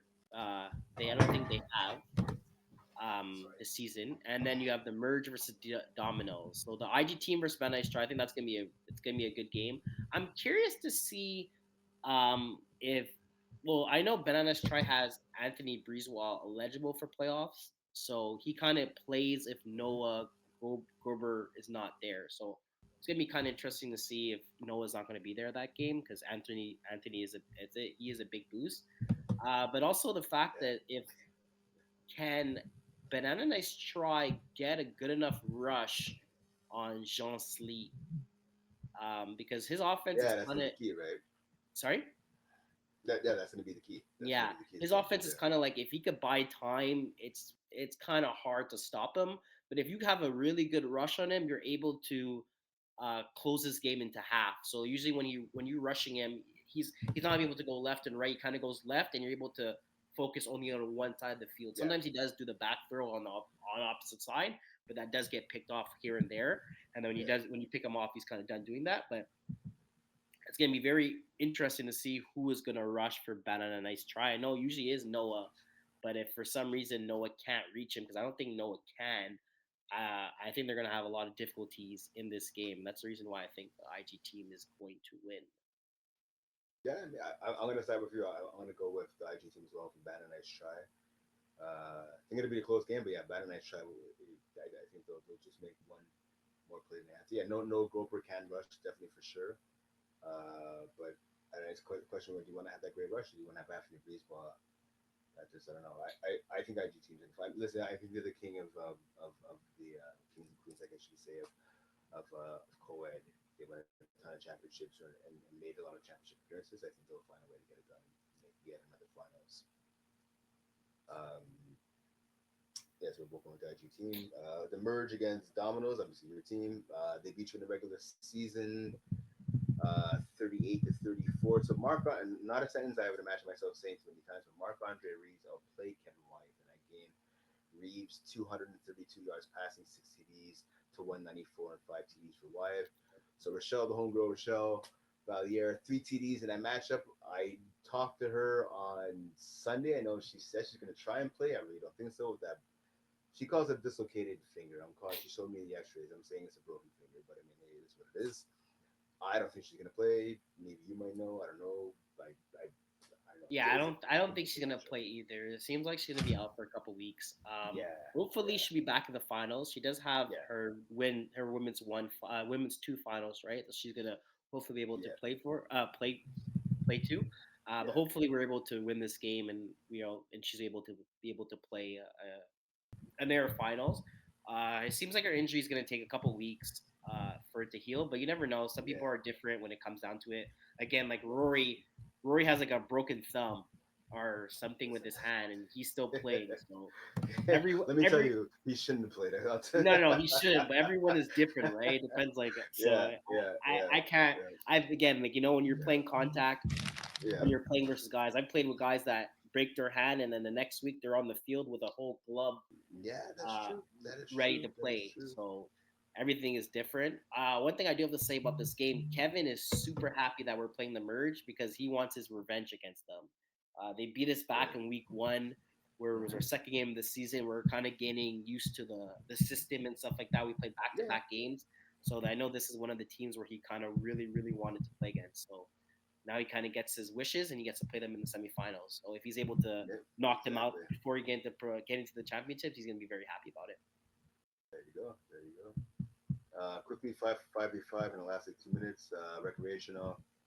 I know it's Trap Stars against the Mercenaries, so Gino and the crew will be there, led by Maya. They met in the regular season. So looking at it here, so the finals hasn't been set in terms of when they're playing, but I know they met in the regular season, yeah, week 14, so 2 weeks ago pretty much.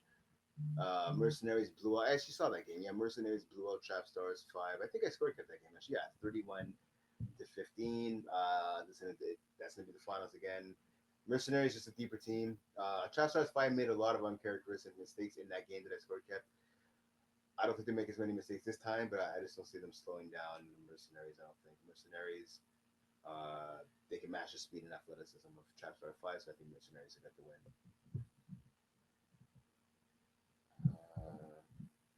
Trying to see your intermediate. Sorry, what did you say was the last thing you said? So I was talking about. So it looks like it's going to be Trap Stars 5 against the Mercenaries. The Mercenaries Yeah, beat them in the exactly. It's regular gonna be season. Trap Stars 5 versus Mercenaries in the finals. Yeah. So Trap Stars 5 lost in the regular season to the Mercenaries. I think it was 31-12. Let me just double check here. Yeah, 31. Yeah, it 31 was around 12. that score, but Yeah, again, 30. Sorry, 33-19. 33-19. Like I was saying, Trap Stars 5 made a lot of mistakes in that game. I scored kept it. I don't think they make as many mistakes this time, but I still see Mercenaries getting the win. I think your dog agrees as well. Your dog definitely agrees. sorry, Yeah, no worries.